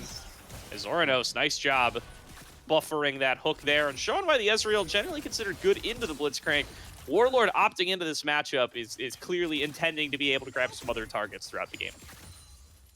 Yeah, if he can get Hero, like, it's going to be a team fight win for them. But if Zoronos is frontlining, if you will, to prevent that pick so he can Arcane Shift out of it, which he'll probably have to do a little bit, but you got to be careful because the air is human and there's no way you're going to be able to get every single rocket pool. And Warlord is taken down to half here from the poke, so Blitzcrank not coming out unscathed. Does still have 2 pots, though, and the biscuits available, so could see one of those popped here while they look for hooks, but this is a great play into the Blitzcrank, just denying any aggression and throwing some poke back Warlord's way, so if they do ever land a hook, this Blitzcrank not going to be in full health and much more vulnerable to your counter all-in, and yeah.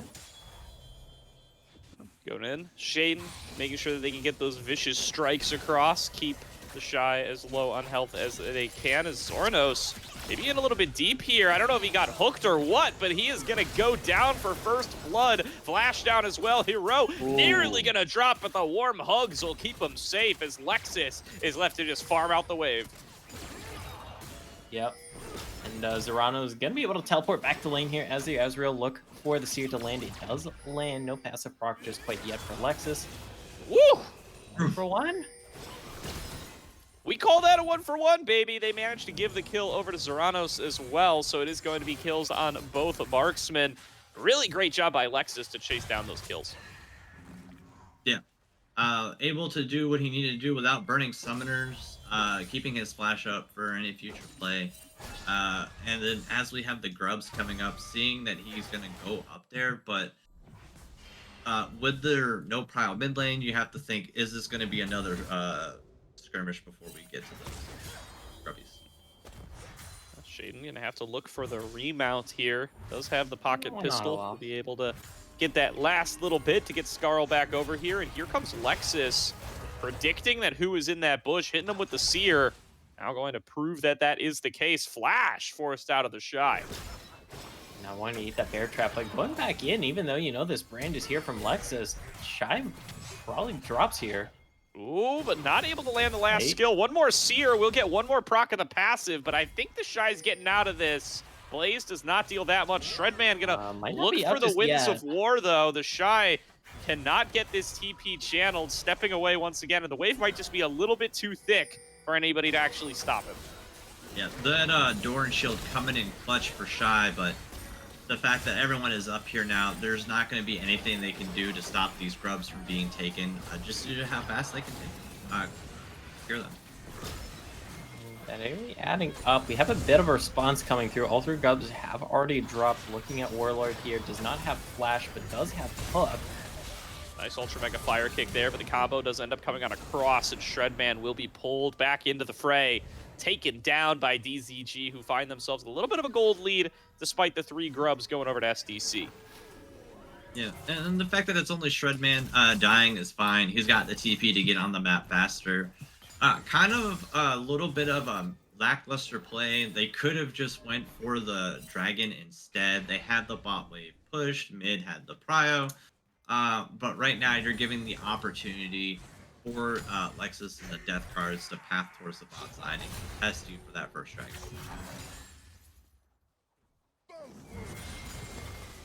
Definitely getting themselves a little bit done here as Lexus returns to the top side, maybe looking for a little bit of an invade here as the Shy has rotated his laning prowess over towards the mid lane. They are going to rotate in turn on SDC's side, just keep that the same. Do you think that that overall is pretty good for DZG? It lets you have your Aatrox for these engages. As well, Lexus nearly did not successfully steal away those birds, but he does get them. Scoops is low on mana here, so it has to be a little bit of careful in case Shredman does decide to engage. Of course, it is a Galio with Aftershock and a Negatron Cloak, so not the highest skill threat, but could be a nuisance over time. And right now, both these teams just trying to edge out a pretty decent lead in this game. First Dragon is still available. We'll see what the teams decide to do in response to that. I don't think the Shy's having a fun time versus Shaden's Kled. Just the fact that he had to already lane swap away from that just makes you feel like he doesn't feel safe in that matchup. Which makes you wonder, like, how he's going to be able to survive, like, if this game goes to another 50 minutes. Yeah. You also got to wonder how safe Scoops can feel in that long lane up top. I mean, the big walls on the sides of top lane now with the map changes mean that at the very least Lexus isn't likely to show up behind you, but it still feels like it's tough to be that relatively immobile Cassiopeia in this long lane. And even if they were able to successfully rotate away, I mean, then your Cassiopeia into this Kled who's going to try to chase you down. That also feels quite dangerous. Yeah, I was going to say the alternative is you're laning against Shaden's Kled, which is not fun as a Cassiopeia. For sure. This first dragon will end up going on over to SDC. Warlord looks like he wants a little bit of something. Who going to get focused first? Takes a fair chunk of damage, but will be able to back out away. That was the Pyroclasm used on Who. Forced them back, but looks like a safe pathway out will be found by SDC as they waltz away with that dragon. Like, DZG are just playing really hesitant right now. They're not really pushing their leads that they do have.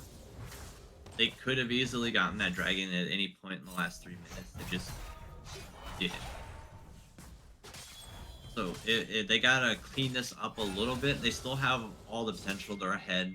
They have the pile and the waves, but is the Shy the really one you want maneuvering between bot and top to play in these team fights, or do you just weak side him and bring Scoops back into mid? Because there's just so much power coming out of the Cassiopeia that Aatrox cannot provide. I mean, it is a Cassiopeia on a Catalyst and tier right now, so not the most potent threat, since neither of those do give damage yet, but will be a huge power spike once those are completed. We have Grubs coming up, though, right now, actually, so both teams going to be looking at this. Death cards do already have the triple stack here, and they have the stack of gamers here trying to take this on down. The brand passive is very good against him. Met them one here. The shields come through. Yeah, a little bit of an engage onto who's able to kite that one out using the flash. 2 more grubbies falling lower and lower here. One of the Eds will go down. Lexus able to pick that one up for the team, and it looks like it will be the full 6 stacks going to SDC. So second game in a row, they've been able to secure 5+ of those and be able to secure themselves the mites, and definitely helped them in that early push game last game where they were able to at least get right up to those inhibitor turrets very early. Now it's even worse for them. And they won't even give up too much bot here, since Zeranos has the teleport to get back to lane. And Dobby did kind of point out, it felt like DZG playing a little hesitant there. Felt like they were a little slow to the draw on those grubs, though. Because you know that death cards, they want to rotate up for those. They got 6 of those. They're going to be feeling fine and dandy. Now they are feeling fine and dandy. They got all 6 grubs. They got the first dragon. They're not too worse for wear. And then Scoops just quietly farming in the top side. Will be a power eventually, but like you said, Zeranos not really losing much. Camper didn't even get that, did not even get that complete, just because they maneuvered away. For sure. That's going to be Shaden's ultimate used for the escape there. Will guarantee him a fairly safe recall, and so that he'll be able to get on back and get back to lane before too long. But Scoop's doing a nice job of farming up in this early lane, getting themselves a solid lead over Shredman. Yeah, but Shredman is maneuvering a little bit more around the map, helping facilitate his team. He's going to play the role of tank, follow-up, engage, and you don't really need a lot of gold to just survive, but Scoops needs a lot of gold to do damage.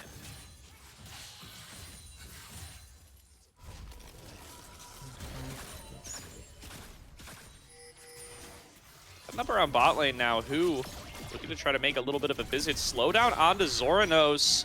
He's going to get followed up with by that swirl seed. Only lands on a hero. Doesn't want to pop the ultimate yet. Flashed away. Now Warlord might be up too far. There's going to be the full combo out of the brand. And Warlord's the first to drop in the fight as the Shy getting in there with the World Ender. But that Grand Entrance going to knock him right back up. Nice petrifying gaze back from Scoop. Going to re-engage across the rest of the team. Going to be able to take one down as Comfer is starting to reset in this fight. Gets a double kill for themselves that now is going to be able to force back the remaining members. It's a 2-for-1 fight in favor of DZG.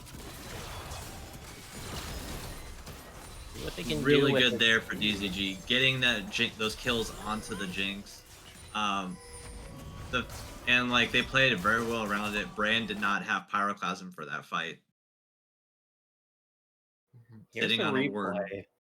Because it starts with, I mean, Warlord just gets kind of popped here because the rest of their team has to deal with the enemy solo laners TPing on in, but props to DZG here, able to turn this one back on around eventually. Does take a bit of time. Great petrifying gaze comes on out. A little bit of a time shift there. This is no chrono shift though, and we're just back at the start of the fight. You can see the live feed on the bottom left of the screen. See the things we've already seen. Look at the picture-in-picture, though. Little fight starting to break out here. Attempted engage by Lexus. Doesn't manage to land the Seer. They will push 2 members back on the other side. The Shy and Scoops trying to throw them backwards, but is going to get engaged on by that charge. Pull back in onto Hero. Will be melted down, but Warlord might fall alongside him. Who? Throwing down those damage across everybody, continuing to melt them down with the Dream Dust as Lexus is going to be the next one to fall. Comfer still resetting with that Get Excited. Will turn it into a double kill for DZG. Shaden still can't finish off Warlord. Somehow the only one to fall this whole fight has been the Lily, and it looks like Warlord will make their way out. Shaden has to avoid over-pressing here. Oh. Yeah, it kind of looks like they're just playing solo queue right there. The fact that Shaden went after the 0 HP on the low mana Blitzcrank while everyone else was too busy getting ran down by Camphor. 5-0 in the Jinx at 14 minutes. Full complete item. Like, this is going to be very difficult for the death cards to play around that. Their priority target has to be Camphor, and if they're not tracking that summoner spell on the flash so they can get on her, this is going to be a very one-sided game. If you're DCG though, you're happy about this right now. 5-0-1 Jinx, 1-0-6 on the Cassiopeia. I mean, yeah, Scoops isn't super snowballing right now, but the fact that you're ahead in CS, ahead in kills and assists here against your enemy laner, scaling on up, that's a good situation to be in here as DZG. And this is I mean, this is going to definitely be scary once both these members hit 2 items here. I think this is even better right now, because you got the Galio who's building the MR, you see Clyde building MR, but no one is building armor yet, and Jinx is already on a complete item halfway to her second. This is just really good for them to start the snowball. With the next dragon, with Rift Herald now up us. Absolutely, here is sending a group mid here. Hero and Zoronos continuing to farm up. Warlord and having a little bit of a vision war with Hero, knowing that if he can land that hook, that Melio is doomed. And Hero playing around it pretty effectively so far as the Rift Herald will be started up here by SDC.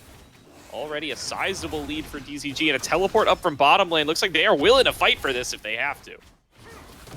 Yeah, securing this is very good. It'll help them hopefully get that first tower gold and open up one of the waves or lanes so that they can maneuver a little bit more freely and try and get deeper vision. Been popped.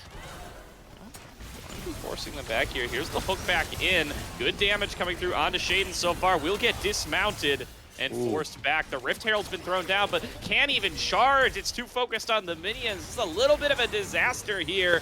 Pretty awkward by SDC. They're trying to kill this minion, trying to set up for this Rift Herald to charge in. He's falling lower and lower, and it will go down as the taunt lands onto 3. They're able to take down Warlord, but Comfer trying to reset across the rest of the fight. Pyroclasm him onto 2. Scoops continuing to burn. Might end up dropping here before that is done, and Lexus will be able to pick up the kill off the blade. So 2 for O there? No, 1 for O. And I think they get this turret in the end anyway. 2 for O. They got Warlord too. Okay, it went on long enough. I could have swore there was another death there. I'm like, wait, there's 4 members. 2 for O. You're thinking about the Rift Herald dying. No. Yeah, but it's kind of like Rift Herald charged. Yeah, there's so many grubbies that came out that it's perfectly fine. They were still able to take it down relatively quickly. And if they're able to continually do that because of that 6-stack grub, they're gonna like shred through these turrets. So DZG need to be extremely careful not to lose these team fights. And like Death Cards was able to dodge the Petrifying Gaze. They weren't really able to get anything. They were disjointed. An extremely well-placed ult by Alexis to able to do all that damage. Is there a hook available from Warlord? I didn't see the beginning of this, so I didn't see if that rocket grab was used. But here comes the cavalry. Single TP coming on out, and Lexus going throughout the Pyroclasm. Ooh, nice Petrifying Gaze out of Scoops, and too late for Hero to be able to bail them out there with the Melio ultimate. Shredman going to drop here before too long as well. It's a 2 for 0 for DZG as they limp away with just slivers of HP. Yeah. Hamper running straight down the bot after taking that mid turret definitely made that extremely one-sided. All the gold in the lead is on Camper. 700 gold bounty right now. Definitely the priority target. Looks like they're going to reset and come right back down for that dragon. Get that stack going and getting this. Thinking of IE on this back. No? Oh, yeah, okay. Ooh. Infinity Edge plus Kraken. That is going to hurt. Like, there's no armor built up right now on the side of Death Cards because people are building some MR right now to deal with the AP mid-jungle duo. And that's not going to cut it here against the 602 Jinx. No, it will not. And really looking at tough position-wise here is that DZG is going to start on up that dragon. Will they be able to get in time? Shredman testing the waters, finds Scoops, and is going to be forced on out of there, and they will be able to pick up this dragon. Yeah, and this is really good for them because they're going to need to be able to survive as long as possible versus that brand, getting that mountain, just being able to survive most of the damage because there's no really other AP threat coming out of there. And Lexus a little bit on the shady side of the map here, going to get hooked back over the wall, and the Shy going to look to rip him apart, giving that kill over to Camphor, who will now be 7-0 on the Jinx. This is dangerous territory. It's a bit of a check the PayPal moment there, I feel. yeah, Perhaps. Brain just isn't doing good this entire series. Thankfully, if this goes to a game 3, we don't have to worry about that champion ruining their team. It's true. Might be a little bit of a boon to both sides here, as neither has been able to execute well on that brand. There's those mites helping out though for Shaden, who will be able to pick up that top tower. Now the focus coming in on towards this Baron. Doesn't think that they can start it yet. They're probably right. Lexus was down for a bit, but it is still only 20 minutes of the game. With how strong this Jinx is and with the Cassiopeia as well, DZG will be able to Baron incredibly quickly. Oh yeah, so they need to be extremely cognizant of the fact that like if one of them dives, especially if it's Lexus, they're gonna shred right over that. Lilia does a lot of percent damage. The fact that Cassiopeia is gonna be able to sustain through all of that as well and do tons of damage with the Kraken Jinx. The potential to just turn and burn extremely high, especially if there's like bad team fight, bad backs, just overall better macro. I think that DZG are going to make this. Definitely. As the Baron looking like it is going to be the scene of some follow-up plays here. SDC setting up here in advance, getting themselves the Scuttler for that extra vision control. Now, not willing to commit to it because they probably lose the fight. Just farming up, looking to see how much gold they can get and looking to get their carries to a more comfortable position. Yeah, and you can see the vision difference. Like, there's just not a lot out there for the side of the death cards. There is one word line in that top side river, but there's nothing deep to that. So they're not able to actually track where DZG is moving around the map. That was like one of the huge things that the death cards had last game. Like even if the gold was even, they had full control of the map. They constantly had wards in the enemy jungle. They had the turret lead. Now this time around, they don't have that in their ballpark. Yes, it isn't as suffocating as what DZG had to deal with last game, but not having that proactive knowledge in your ballpark really hurts here, especially when you're behind. You're down 4K, you're down a dragon, you're down a 7-0 Jinx. Curious to see how the death cards play without that vision they had last time around. But good news for them though, if they're able to land onto that Jinx, they could potentially win a team fight just because that is where that goal is. Absolutely here. Setting up around the mid lane is SDC, just trying to keep the waves on the DZG side of the map. Give them some opportunities to make some plays. They are coming in behind Scoops here, utilizing this pathway into bot lane. Scoops going to try to get his way out of here, but they're going to focus on in. TP coming in. They can just look to punish this TP. That's going to be the Shy. Flashing back away, popping the World Ender, turning it back around as Zoranos is going to have to blink out of there, but they're going to try to focus on towards Scoops. Petrifying Gaze already came on out and wasn't really able to find anybody. They get nice poke damage out of the Shy, but the play is thwarted. It costs Scoops flash, the Shy's flash, and the Shy's TP for just the TP out of Shade. Hero did burn his flash as well, though, just to get out of there. But it was a little bit difficult for them, just because like they had the first move, they had, but as soon as Camphor showed up, they knew the play was dead. They're not gonna be able to fight that 5v5, which is ironically not what you thought of, what I thought of at the beginning of the match as well.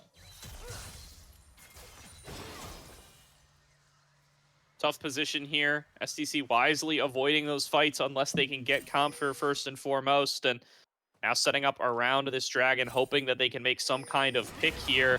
Lexus wandering on out. Rocket grab not going to connect. They know that Scoops doesn't have access to the ultimate quite yet. Shredman in kind of deep though. Who going to be forced to flash back away as the Shy looking for those darkened blades. Good poke damage landed by Lexus, but nothing else really going to make itself present here. Good bit of poke damage. Another rocket grab not going to land. Warlord taken low. True Shot Barrage hits onto Scoop. There's the flash in, looking for the taunt. Not getting it on a Comfer, who now can just free fire onto that Galio. And just like that, the Death Cards have got to back themselves up. Yeah, I'm watching Lexus here because this Rylai's plus Leandre's has been completed here for this brand. You can already see the damage coming through, and one Pyroclasm, when people are grouped up like this, will just absolutely decimate DZG. You do have to get in range though, and that has been a bit of an issue here in that last fight. However, it does mean that Death Cards have bought enough space, have bought enough time to hop on this, but we see the reply across the map. We see some pings towards that top lane. No moves Death Cards, towards not the again. Baron. Okay. Yeah, it doesn't look like they're going to be able to mount up a Baron attempt quite yet. And that does mean that STC, I mean, they can chalk this down as a victory, right? They don't get the kills, they don't find the team fight, but they don't lose anybody. They force them back, they get the dragon, and they can stall this out for longer while they wait to try to catch up to where Comfer has ended up. Yeah, but it looks like they're just trying to Hail Mary it right now, do anything to get back into it now that they saw that the Camper's not on the map. Yeah, this is a little crazy. Comfer coming back. They don't know exactly where they're at. And so they are going to back on off of the Baron, maybe just hoping that nobody was ready, hoping to catch DZG unawares. So they will back on away from that objective. And the hunting Baron, or territorial Baron rather, this is the territorial Baron, will survive to see another day. Trying to see another few minutes. Yeah, that's fair. It'll go down at some point in this game. Shaden face checking 3. Oh, Caught no. out here. Flashes over the wall. He thinks he can get away, but he's going to get his charge interrupted. Now he's dismounted, trying to fight his way back around. Lexus shows up to the fight, dumps out the full combo. They're focusing down on the Blitzcrank, but what about Comfer, who's arriving to the fight? The Shy going to be the first one down. Shaden going to get dismounted and going to get taken down yet again. It's a 1-for-1 in the trade overall, but the health bars are favoring DZG. Yeah, but DZG burned so much to get Shaden, whereas they were just able to catch out the Shy just from overextending there. And Shaden surviving so long and able to get remounted. An extremely well done ultimate from Shredman coming in there, making sure that they're not able to burn through him quickly. Oh, Campler. Maybe getting caught out. Really going to have to be looking at getting over that wall, but no flash, no nothing. Lexus, though, doesn't land the Seer. This is going to be an excited Jinx, but it's a 1-for-1 trade. Zoranos lands the snipe with the Mystic shot, and that's what they were looking for. Hooked over the wall. Now Lexus is in even further as Scoops is coming around on the side. Zoranos blinks forward, looking for another shot on a Who, but not quite going to be able to land it. Warlord taken low as well, but nobody else going to fall. The SDC will back away, incredibly happy that that shutdown gold is in Zoranos' pocket. Yeah, and Shy coming in for the TP, but just like completely not able to get into the right position. He was too far forward, and the rest of DZG not falling up behind them. That is a lot of gold into the pocket of Zoranos. Now only 1,000 gold behind Camper. So like he's doing well to farm up, and the longer this Ezreal scales and plays into this game, the more dangerous he's going to be, because you're just not going to be able to catch him with his arcane shift being on such a short. My man just bought a whole Quick Blades, by the way. He had 3,000 gold on that recall. He was recalling with 2 items plus pickaxe. He's going to leave with 3 items plus pickaxe. Yeah, now it's only a Zeal difference between the 80 carries. Actually, not even that with the extra pickaxe. So, talking about 500 gold's worth of item gold. Yeah, that was a weird way of saying it, but yeah, not a lot between these two 80 carries now. Look at that one shutdown there. I thought it was looking a little Papega there for a second, because Lexus did miss the Seer stun there on that taunted Ampher, but they were able to get that in the end and get on out. Baron's still on the table here. We have about 1:10 till the next dragon. Would be the sole point for both these teams, but you can give up that dragon here. And of course, both these teams rightfully prioritizing the Baron right now, because that is going to be what helps blow this game wide open. Lexus is a little bit nutty here. He is looking for who deep in enemy lines. He does not have vision of either of the pathways towards him. Yeah. He will get out of there. He trusts that the blast cone will be enough. I mean, I guess he just knows deep in his heart. He knows Why that doesn't he have Warlord is not teleport waiting to here? hook him. Yeah, no TP shy. You're gonna have to rely on a good hook here or a huge petrifying gaze, I feel. I mean, Campler Burn it. and Scoops can nuke everyone. Scoops just isolated. Yeah, mid laner's Burn caught that on both flash. sides. Shredman gonna be able to flash out in time though. Scoops is down. Shut down gold over to Lexus, as now this is a 5 versus 3 for the Baron. Make it a 5 versus 4 as the Shy has arrived to the play. Hook searching for Lexus, not going to find him. Double taunt comes on through.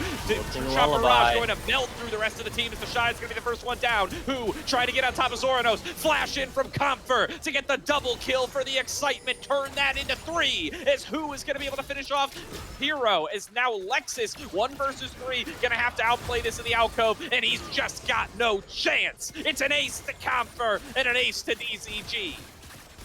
Yeah, and this should. They don't have enough healing to try this, but maybe they should not go for this Baron. Getting that dragon, going for that soul point, definitely the ideal move here.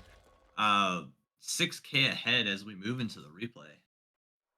And you can see here, like, it starts off well. You pick off Scoops. You have Shredman on the backline just absorbing so much pressure, and you don't mind trading Shredman here for Scoops, but huge petrifying gaze, gonna buy a lot of time. You see that Rocket hit that backline. The big thing here is now the Shy is in the fight, and I mean, the Death Cards, they try and re-engage this when their health bars are still low. They're lacking a lot of cooldowns. Yes, that Pyroclasm, absolutely huge, but you're now just on the wrong side of the map, buddy, and you're lacking cooldowns. You're lacking any threat to really punish or harm this Jinx right now, and we all know how this one ends. Yeah, I think what the worst part about the team fight is that Lexus used the Pyroclasm on Scoops solo instead of in that team fight. So, like, it wasn't able to bounce and just do the damage to those stacking players. Yep. Definitely a little bit of a trap there on the brand, as that's going to be Shredman pulled into the team. True Shot Barrage trying to rain in the damage. Shredman goes into the Zonia's. Hero so low though. Cozy Campfire will not be able to keep the mid laner safe, as Zoronos needs to keep landing these shots as they try to kite it out. Nearly takes down Who. The Nobori Quick Blades doing their job as they keep those skills pumping out, but nobody gonna end up falling from DZG. This is good, though. The fact that they were able to chunk out Who and the Shy, it means they're not going to be able to immediately rush that Baron, even though Shredman is down. But they still have to be wary of it because they can shred it so fast. You're at a 4-item Jinx right now, and it's just so strong. And it's just running away with these team fights. So much threat coming in, team fight after team fight from this Jinx. That is what has to define these follow-up plays, and it's been so hard for Shredman to even participate in the game, right? He's getting so outpaced, hasn't been able to farm. It's all been going over to Zoronos, and now without that arm guard, going to not have stasis until the full Zonias is completed, and that's just got to be a while away at the pace that he's been able to accrue money. Yeah, it down 90 CS here, just going slow. Like, he's just sacking too much for the rest of his team, and the rest of his team is not picking up the slack. There's outside of Zeranos, there's no other significant lead. Lexus 3 CS ahead, whoop-de-doo, but Shaden down 30. Like, now Shredman down 100. Like, it's just getting worse for them, and that is so much gold. The fact that Shredman is down 100 CS, it's over 3,000 gold. So that's just so bad versus how much the rest of the team is doing. Yeah, you can see it here. We'll flip over to the gold. Big difference in that mid lane. About the same as the 80 carries, actually, now. Goes to show how much that one shutdown was worth here that Zeranos was able to pick up. Going to barely miss. It wasn't too much backlord. Or backup for Warlord after they landed their hook, but is the mental game. Shaden and the Shy going at it yet again. The level 16 for the Shy might end up mattering there just a little bit. Blue buffs given across for the rest of the team. Now the Baron dance will begin anew as both top laners with TP up hanging out in the bottom lane, and a little bit of a game of chicken here. If one of them starts TP while the other one hasn't, they both have the ability to interrupt each other. Yeah, I would definitely look at now as the time to fight. Camphor doesn't have the flash, neither does Scoops, but that window is just going to continue to close, and the longer that this dance happens, the better off it is for DZG, so that they can get those critical summoners up. Yeah, absolutely. And, you know, it's looking like it's going to go long again, guys. We had a 50-minute game to start off this series. We are now 35 minutes in, and no inner turrets have fallen. It's looking like it's going to be a long one. Which is a funny thing to say. There's a 12-1 Jinx. You just sneeze on a turret and it dies, but DZG have been very cautious with a lot of their advancements here across the map. Don't want to have their carries caught out here because you don't have the most peel. You have a Blitzcrank. Lexus getting a nice combo, forces really the good flash out of flash Camphor yet again. That's another 5 minutes with no Ooh. flash. Lexus going to have to use theirs as well. That is going to be Who taken very, very low. Camphor quick on the fingers there, maybe a little too overly cautious, as that is a crucial summoner to have down on the Jinx. That is an amazing flash. Like, if he gets hit once with that power class, and it's going to start bouncing everywhere. And the fact that they were to limit it to just... Kick on to Scoops. Scoops is going to be able to get the Petrifying Gaze off in time. Shaden still pulls him back with that bear trap on a rope, but Scoops will escape. On a knife's edge here for DZG. The Shy still looking for a little bit of a fight here. It's a 4-on-4 showdown. Scoops still recalling. And this might just be Dragon to SDC, but you got to be worried about the old Dragon for Baron trade, guys. This is definitely the Dragon for Baron trade. And this is the same play from game 1 that is so worth for DZG. Oh, no. Even more now since they're so far ahead. Ma, they're trading Baron for her Down. and Ma. There's no Smolder in this game. You can't call for Mom right now, as there's going to be the dive in. Shredman looking for a little bit of a play here. True Shot Barrage not quite dealing enough. They're going to go in for the Okay, in-game. that The was Baron's low, going though. to drop. 5 versus 4 in the fight here until the Brand is going to be able to arrive. That's going to be a 5-man sleep coming out of Who. Cleansed back away by Hero, as Camphor going to go unstoppable, taking down the first kill of the fight as DZG continue to march forward. The death cards routed, have to try to get out of here with their lives, but Who is a very fast deer, and Who just landed a swirl seed onto the crucial target. Soranos trying to turn this one back around. Comfor's back in the fight, moving forward with the zap, dodging out on the skill shots as another Mystic shot going to land. Shaden forced over the wall as Scoops is trying to chase him. There's going to be the hook forcing the flash out of Hero, and nobody will drop. The Dragon's still alive. Lexus gave up on it. It was a Baron for nothing. They're losing their base though. You're trading. You tried trading Dragon for I'll Baron. trade You don't this even get the Dragon for Dragon. You tried anything I trading can get. Dragon for your base. I will kill as many things as long as this dragon is one of them. It's going absolutely nuts here, and you know what? The Dragon gets it. The Dragon goes down. They lose an inner turret. They lose a Baron. This is very not worth, but they do get it, and it is now going the full 7 Dragon length. Yeah, and this is actually like showing how overly cautious DZG is, right? Like, they had the potential to go for it. They could have gotten the soul themselves. Like, they are 9,000 gold up right now. It is so overwhelming in their favor, but it's 40 minutes and they're still not pushing to close, even with that Baron buff. It's looking shady here. Camphor still remains impossibly ahead, and still just cannot put together the team fight they need. He's full build now. I mean, there's nothing left to wait for. Except for Gathering Lexus Storm, I guess. This is damage really starting to be felt here. It's Like- all coming down to Camphor once again. I guess they can wait for his flash. That's true. Like, that's what they should be waiting for so that they can survive it. What'll end the game against them will be the all-in potential, but if they're able to kill Camphor now, like, this is as strong as he's ever really gonna be outside of those Gathering Storm ticks. Good damage Yeah. coming across. Warlord Really taking struggling to low. clear this wave. Yeah. It's the old 3-item Galio. Winds of War not really doing their job to be able to clear out these waves the way that you'd like. Comfort So- really wants that turret, really wants to get excited here and potentially start off a game-ending fight. But Redman has SDC gotten continuing the defense. 20 CS in the past Engage 10 here.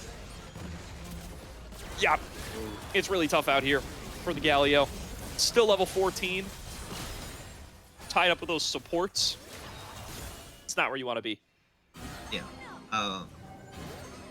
The fact that him and Milio are gonna have the same amount, of completed items. I think Milio is actually more complete, um, because he's about to hit his 4th item.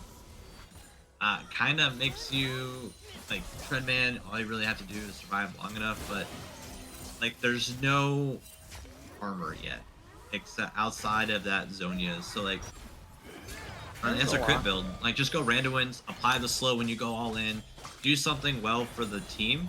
Like you gotta sacrifice some of your build to do good for the team. This is what Kemper didn't do last game, but is exceeding in this one right now.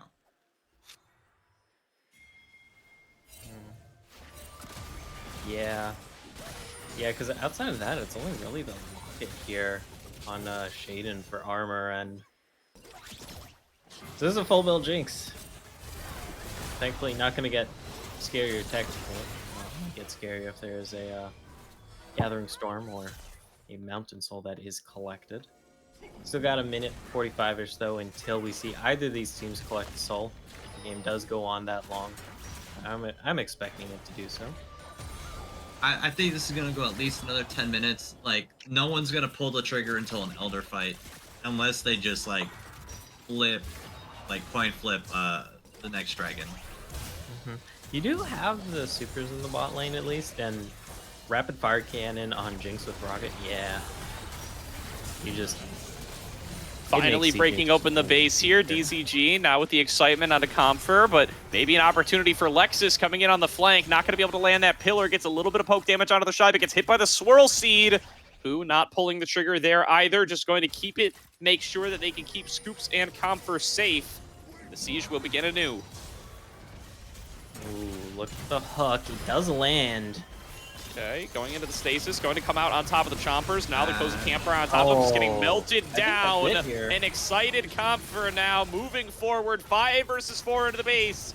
And this might be it. There's going to be the interrupt using that arcane shift, but can anybody stop this siege out of the base? There's the charge into the team. First Nexus turret already falling. Comfer already just going to rip right through Shaden and DZG. It took them 42 minutes, but they're going to close out the game and take us to game number 3. Really good gameplay overall from DZG. Like they played slower, more methodical. They didn't try any of the weird stuff that like U.GG is saying to do. And they played their own game, and it went very well there. Camphor, definitely MVP carry performance there, and just completely outscaled the rest of them. Yeah, only 1 death as well.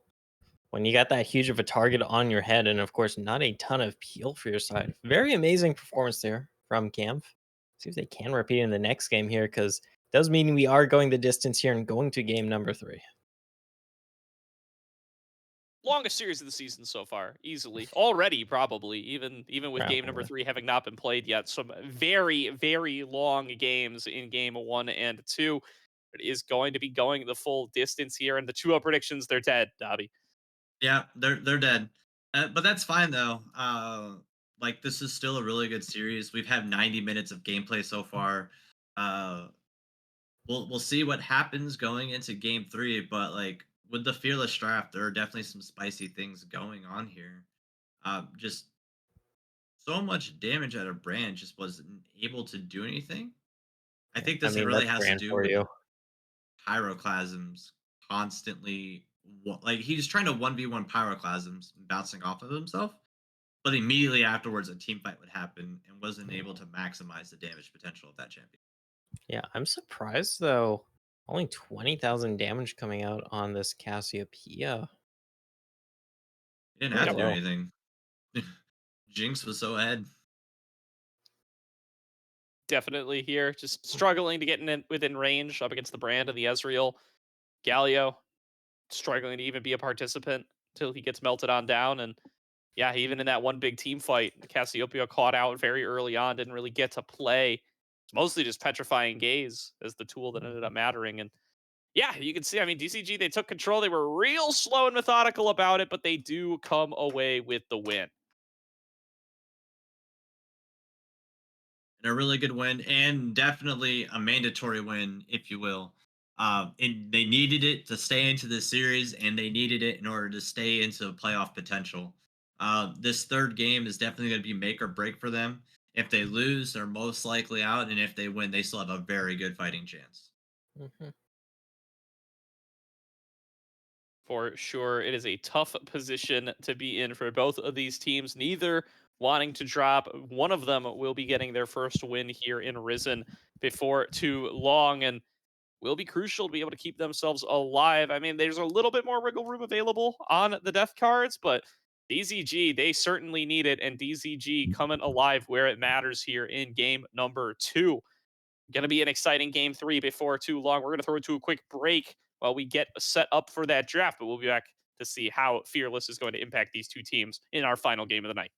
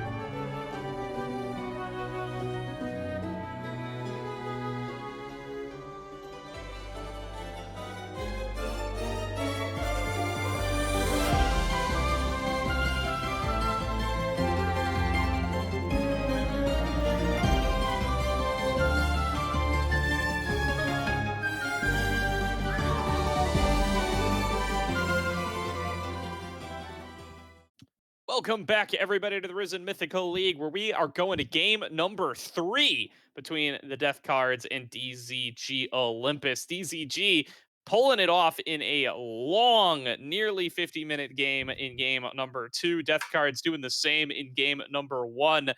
Will we be getting another banger for game number 3, as these ones have been going the distance, guys?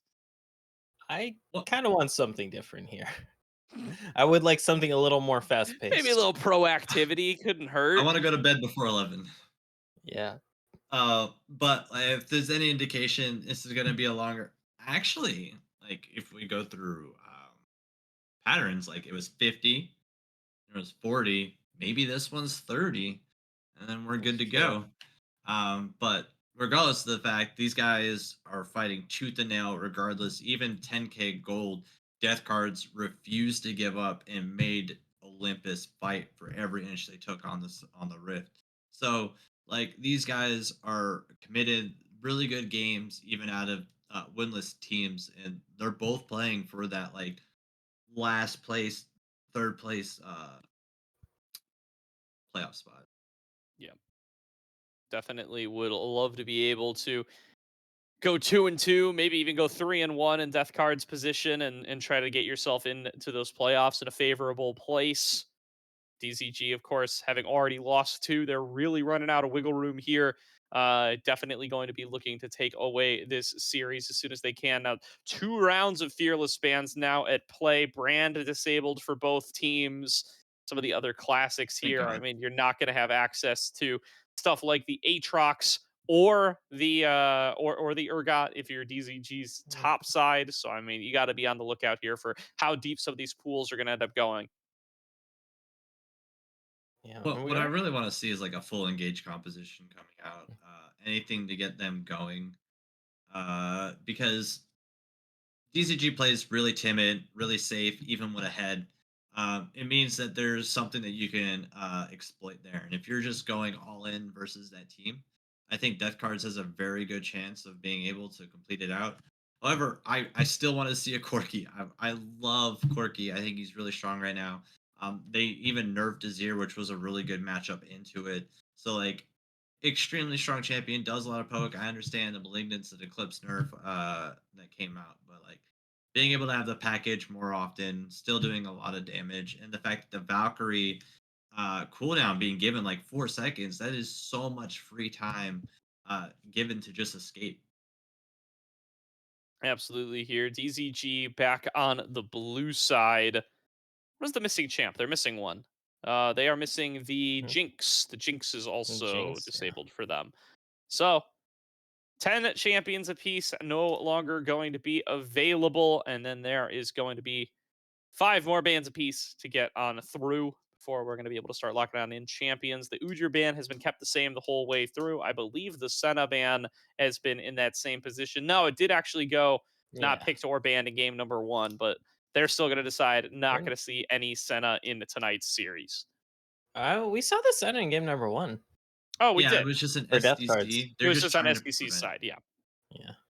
They're Oh making well. sure that they don't give away such a strong champion. There is a lot of utility with a lot of different AD carries in there, and even the Senna Cho'Gath is a spicy pick that I'd love to see play. I do love me some Senna Cho'Gath, but Yeah, there's a lot not of combos. not getting it this time. The Maokai ban away. You can see both teams now looking to pinch the pool in champions that they already have picked. So no chance of them getting it either way. Yorick is not true. They can pick Yorick if they want. There we go. That's going to be the Jinx. So let's see what the first pick is going to be for DZG here. Something that really note there is the asymmetry of that Oriana. SDC going to have that one taken off the board for them. DZG could still pick it if they want to. Still a very powerful pick in the current meta. But what do DZG want to lead off with? It is the Okay. Jace. Strong flex pick. Uh Yeah. it is a flex pick, but the lethality nerfs kind of take away from it, and it would have been really well played into the Galio, but right now it's weird, especially because you're gonna have last pick on SDC anyway. There's you're gonna I don't know. Yeah. See what the response is here. Jin First Jin of the series tonight. Have been seeing some Jin in pro play from what I recall. Oh yeah. I've only been half watching a lot of the games because there's so many of them between LEC and LCS, even with the two less LCS teams. But do you lock in a support here to go with the Jin, lock down that bot lane, just start off strong here, or do you lock in something else? We typically sometimes see the jungler also locked in here. Speak the devil, the Lilia gonna be locked on in. This is really good. And this also kind of I like what Death Cards is doing here. They're setting up Engage Jin as a control AD carry, like kind of like Ash, but without the stun. You're able to do a lot of damage as well. With the lethality nerf, I'm kind of interested to see if Serrano goes a crit build as well. But if Lexus is able to do just as well onto Drowsies, things will be very well for them. But DZG locking that Jarvan, probably the Oriana here too, if they want a really strong Hmm. team fight potential. Nah, they're just gonna ban it. Yeah, you got to think that that's got to be what they're thinking. The Jarvan going to be picked on up, and the Ezreal going to get snagged Okay. away, thinking it looked impressive on the SDC side last game. Will be picked up for player that has been so crucial throughout the night overall. Comfer going to be piloting that Ezreal for the final game. Yeah, but And you're taking Comfort off like the carry potential. Your traditional like the MF is a carry, the Jinx is a carry, the Ezreal is like a survive until the late game champion. Even when ahead, he doesn't feel it so well. And the fact that you're leaving up like a Nautilus as well, the you're able to ban out a support, a disengaged support, and the Oriana.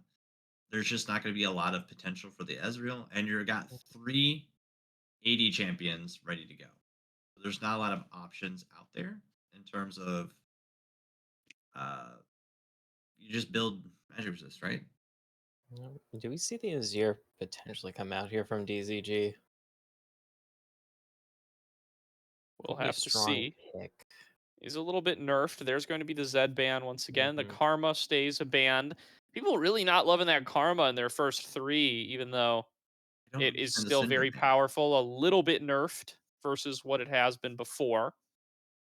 For a whole I'm not a big patch. fan of the Syndra ban because this leaves up Oriana. Syndra is traditionally the counter pick in Oriana, Mhm. so it's I don't know. You do It's have really the weird to Nico see. available. You can run that into the Oriana as well. That was really popular last Worlds. Um, they're really going to be locked in here. I believe that's a good matchup into the Jace because you can just get on top of that Jace so easily with your dashes. We'll have to And see. both solo laners can play it, Hmm. so it kind of negates the Jace flex. Definitely going to have some power there. So we'll have to see what's the pick going to be. It is going to be Ezreal and Rel coming into the bottom lane. Most likely that Jarvan should represent that it's going to be in the jungle. So the Rel, most likely going to end up in support here. Now DZG going to have to decide how they're willing to flex. I mean, like you said, the Irelia may really make one of those options not quite so appealing, but see what they are going to take. And it is going to be that Oriana. That Oriana is put into the Irelia, though, that can be just absolute suffering. You have very low resistances. You can't really do too much about the Irelia because Irelia does well in mid lane against mages because you can just dodge all their abilities super easily and then just hop onto them with that flawless duet stun. The last pick Really, here is for death cards. Really, it's basically Thanos here. Like they had the opportunity to take it in an AI matchup, and because they were forced into an AD top laner with two other AD champions, Malphite being that last pick means they're just going to be able to get onto them really quickly and just sustain almost all the damage. Mhm. Now that Malphite going to round things out for SDC, taking it up into the top lane, going to be against that Jason, going to be relying on its ability to just be able to scale on up and be that big armor tank up against the Ezreal, the Jarvan, and the Jace all coming in together.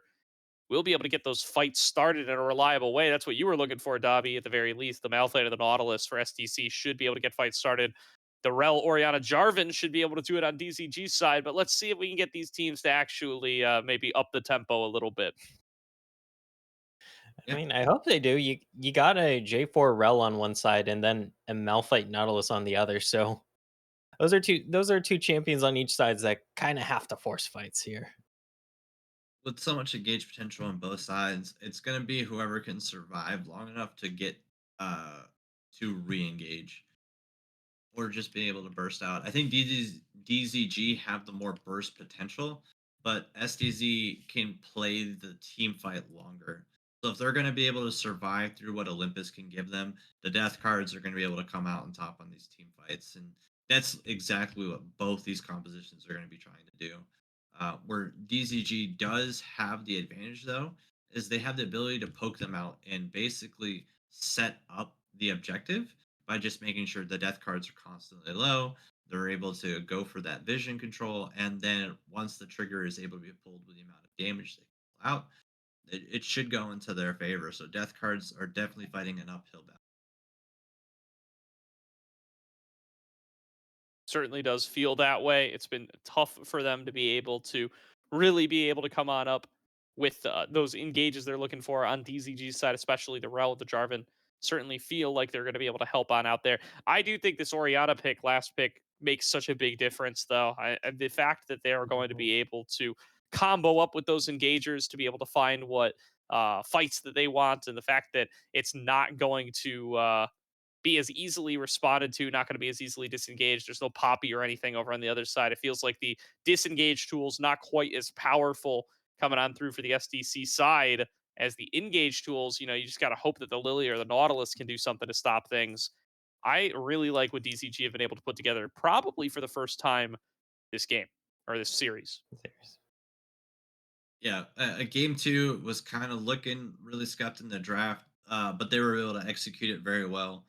And now that they have I then now that they have a better draft, better team composition, and if they're able to just ride that high into this game three, they're going to be able to do a lot of damage to the death cards because they're matching that aggression, that engage potential. But Olympus has shown that they are just extremely calm, collected. However, to their detriment, sometimes they're not exactly pushing these objectives. Mhm.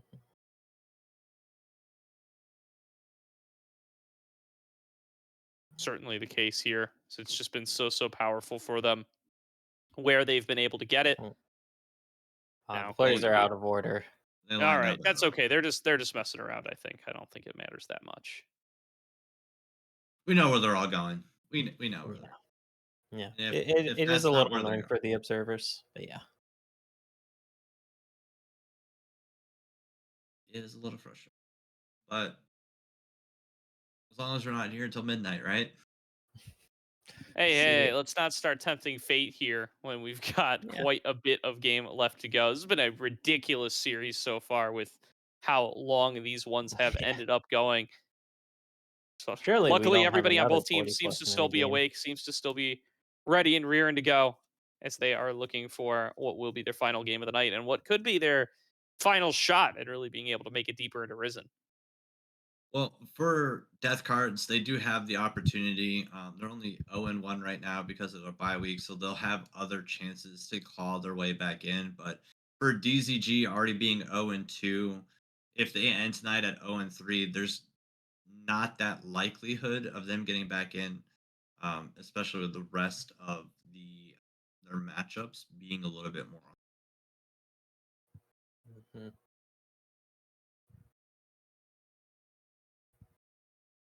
For sure. Let's see what they're going to be able to pull on out here. In the early game, I do feel like this is a great opportunity for Lexus to be able to just kind of try to hard farm early on. I do think that the Jarvan is more likely to be the more proactive early game pick, and he's probably got the laners that are going to appreciate that. Maybe trying to get that Jace ahead, even though it is into the Malphite, still Mhm. appreciate getting some of that extra gold earlier on. We'll have to see if he's going to be able to relieve some pressure on that Oriana, because we talked about Shredman's Irelia and how dangerous that could be in that laning phase. Yeah, yeah, because Hopefully, the this Jace does have kill threat onto the Malphite early on, especially like in the first stages of the lane. I know everybody knows that Malphite is the hard counter to AD laners and definitely hard counters Jace later on. The issue is Malphite pre first back is very vulnerable when you're just sitting on that single Doran's ring. Um, and the fact that Shredman is also playing on really on that carry style champion, trying to make up for that game two well. Hopefully, getting more than 3 items at 40 minutes here, going into this game and trying to just do what he can for the team. Yeah, should Take be able. items. Mhm. Sorry. Yeah, should be able to now that Shredman hasn't been counterpicked this time around. Yeah. That was definitely a huge issue. And then the Malphite grabbing that comet. Um, grabbing that comet so they can do the damage. It's going to be very hard for the Jace to dodge it out a lot of the time. Anything that can continue going for his team. Mhm. Yeah, Thank then you. you don't typically proc the Grasping dying a ton against Jace in lane. Sure, later on you might, but you're just taking it for lane, like you mentioned here, Dobby. It gives you some kill threat. And yeah. Yeah. And you see Jace grabbing the first strike. He has that range advantage. He's going to want to get as much gold as he can beforehand. But like I said, the Lethalian nerfs hit pretty hard, so maybe his damage will be cut down a little bit, especially versus. Mhm. Absolutely here. So getting on through these runes, we are going to be able to see the Airy. We are going to be able to see that fleet work coming on through for the Jin, and we're not going to be able to see it matchup by matchup because everybody's all out of order, but that's just fine. Get Yes, ourselves a thank little bit you, of additional DZG. space. Yeah, it is off by one at least, so you just have to remember the last one that was picked here. And you're good. But yeah, nothing too surprising here in the runes. It's an aftershock versus aftershock matchup down there. Zorano's going for that fleet to sustain. Uh, we have I've been saying his name the entire time. Zamp going for the PTA. You're going for the what you really want to do on that Ezreal and do a little. Mhm. Overall, not in exactly a kill lane in the bot side. Are getting the cleanse onto the Ezreal, so he knows that they're going to be targeting him. So as long as he can stay alive long, where we saw Zorano's last game grabbing that TP because he was going to get pushed out and he just want to be able to come back. But that just how that lane played out in game two wasn't very beneficial. So hopefully this Camphor on Ezreal with that cleanse will do more and survive longer and lead his team to victory because he is a very good AD carry and has shown a lot of potential into this game. Absolutely. It feels like it's really going to come on down to what these two ADs are going to be able to do, but especially, yeah, Comfer, as you said, has been so critical in all of the execution that's taken place so far. So if he's going to be able to keep it up on this Ezreal, it's going to be really tough for these people to be able to lock him down. I mean, he's got the ability to kite out up against this Malphite, up against this Irelia, up against this Nautilus, as long as he's able to keep himself away from the skill shots and able to keep himself in a position where he's going to be able to win out in these fights. It looks like we are ready to get onto the Rift for game number Augers. 3. So the wait is now over. Let's get into game as DZG are taking on side of the death cards for the final time tonight to find out who is going to be able to get their first win here in Group D.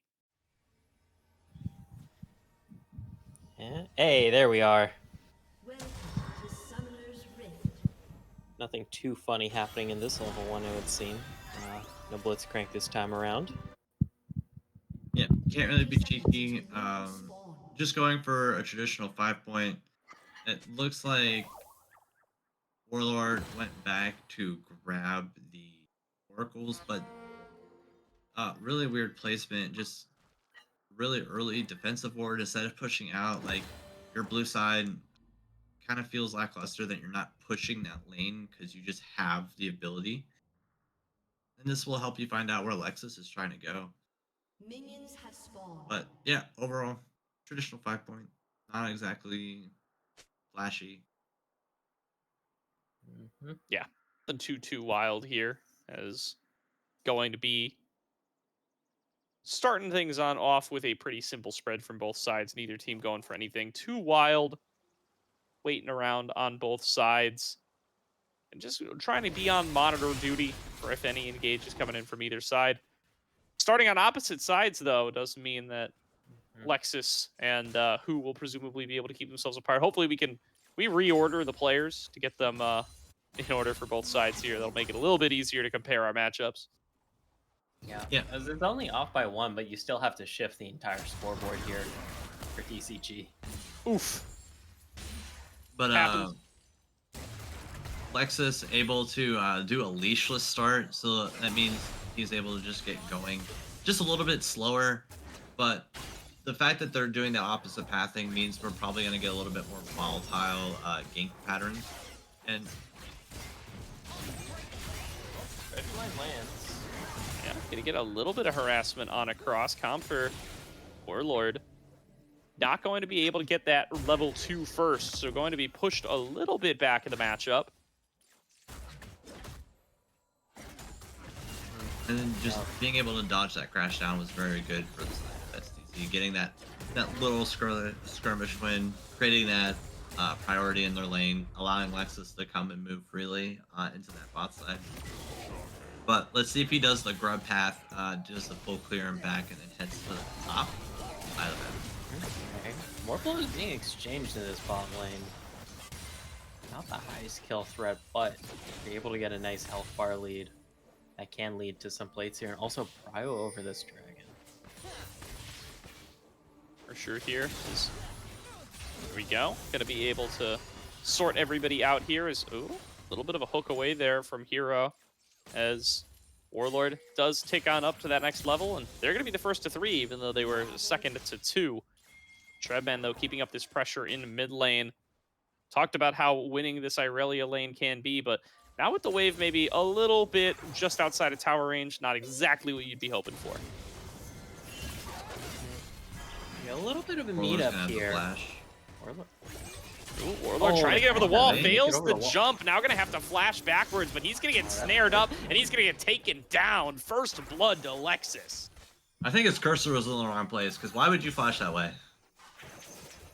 Yeah. actually, Maybe you on the you map. don't make the Pheromancy crash over the wall and then you just flash the wrong way. I mean, you could still die there if you flash over the wall, but it would cost It would cost Herrick's flashes. Hero's flash and Lexus's flash, or Lexi's flash, I guess. Now you create this deficit into the bot lane as well. Zeranos is able to get that push in. I guess they're not pushing it. Is it the SDC misplay? But Warlord is just hitting everything anyway, so it's just going to push back, no freeze. Does mean though that Haunting Guy is already completed here for Lexus. That's pretty scary because Lilia abuses both Haunting Guy's items really damn well. The Leandri's and the Riftmaker. I'm expecting Leandri's rush. That is the typical here.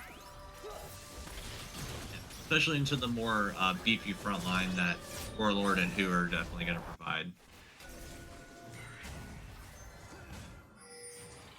Absolutely, here is getting Hero out of the map early, going right up towards those scuttlers. This has been SDC's move every game so far, and they have been successfully securing themselves 5 or 6 grubs. Looking like they're keeping that plan going.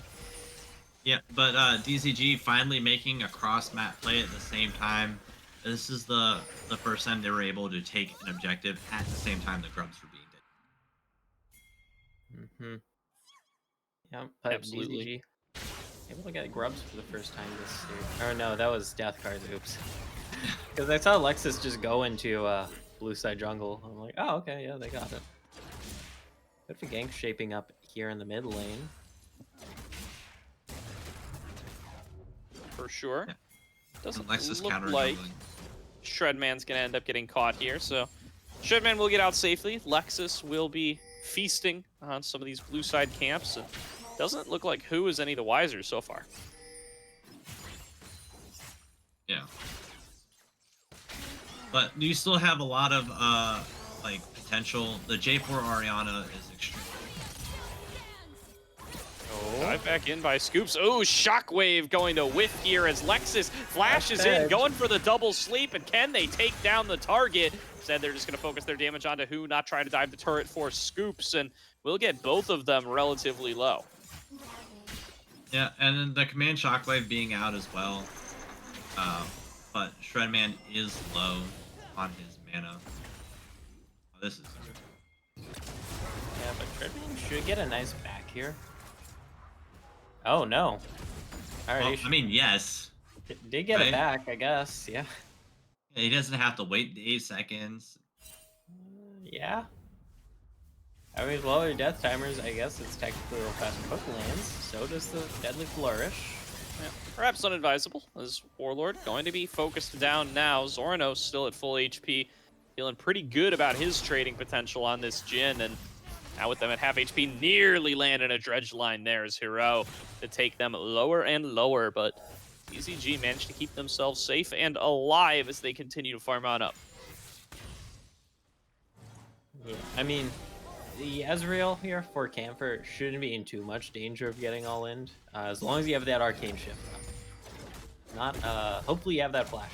And if you don't have the flash up, things are gonna get very rough. But He's got the shift, the flash, and the cleanse. So, like, it should be almost near zero threat on the Camphor. So the priority target should be Warlord, just also because he's going to be in the front for you, so he's going to be the first thing you're going to want to hit. Always going to be a high priority. Shredman sees an angle to go in here, going to dash all the way through. Shockwave back onto him. Will he throw out the Vanguard's Edge? Actually doesn't have access to it, so actually ends up being a damage trade pretty heavily in favor of Scoops. He finds great damage. Yeah. And the fact that Shredman's going to have to take a bad back here. But it looks like Scoop is also just going back at the same time. Oh, nope. Canceled his back. yeah, Scoop wanting to push this one on out a little more. Traditionally, if it is a canyon wave, you just trade it, right? Like you both go back, kind of like a mutual respect kind of thing, and it crashes so that the waves aren't messed up now, right? So there's no TP for Scoops, and the next wave that's coming in is literally just regular minions. So Shredman's going to be able to just go literally shred right through them. Yeah. Speaking of the Shy, -1. Or, well, that was Shredman, not the Shy, but I did see that -1. We'll see, though, because Shredman did have that unfortunate death earlier. Still has control over the lane, though. You are this Irelia. You're just able to push out so effectively against these control mages, which is a little weird to say, considering Irelia is that, like, duelist, cruiser, fighter. I don't know what she's classified as. Like, drag on in. Dash on in. Who looking to get the fight started? Shredman going to throw it on the Vanguard's Edge, just trying to brawl his way through it, and will be able to pick up a kill for Zoronos. Scoop's now going to be on the back foot. Hero flashing after him, keeping the damage coming as Lexus puts him to sleep and puts him in the ground. That is going to be one traded back by Warlord, but that is a kill into your support. You don't really care that much. SDC coming out ahead as they look for 6 grubs yet again. Yeah, a little aggressive by Shredman. Too aggressive. And Other than that, like, very well played. Shredman didn't need to die there. It could have been a 3-for-0, but overall good. They are still getting all 6 grubs once again. And they're just starting to get the gold. They got gold on the Zoronos here, so even that he's down to 20 CS, he's still relatively close to the gold. Still relatively close. yeah, 500 gold off from Lexus. You will at least get this dragon in return. So you're at least at 2, but yeah, giving over 6 grubs is really rough. Thankfully, it isn't a heavy siege composition coming out from the death cards, but that it really gets alone time with the turret. Oh. You do have dashes here to get over this wall.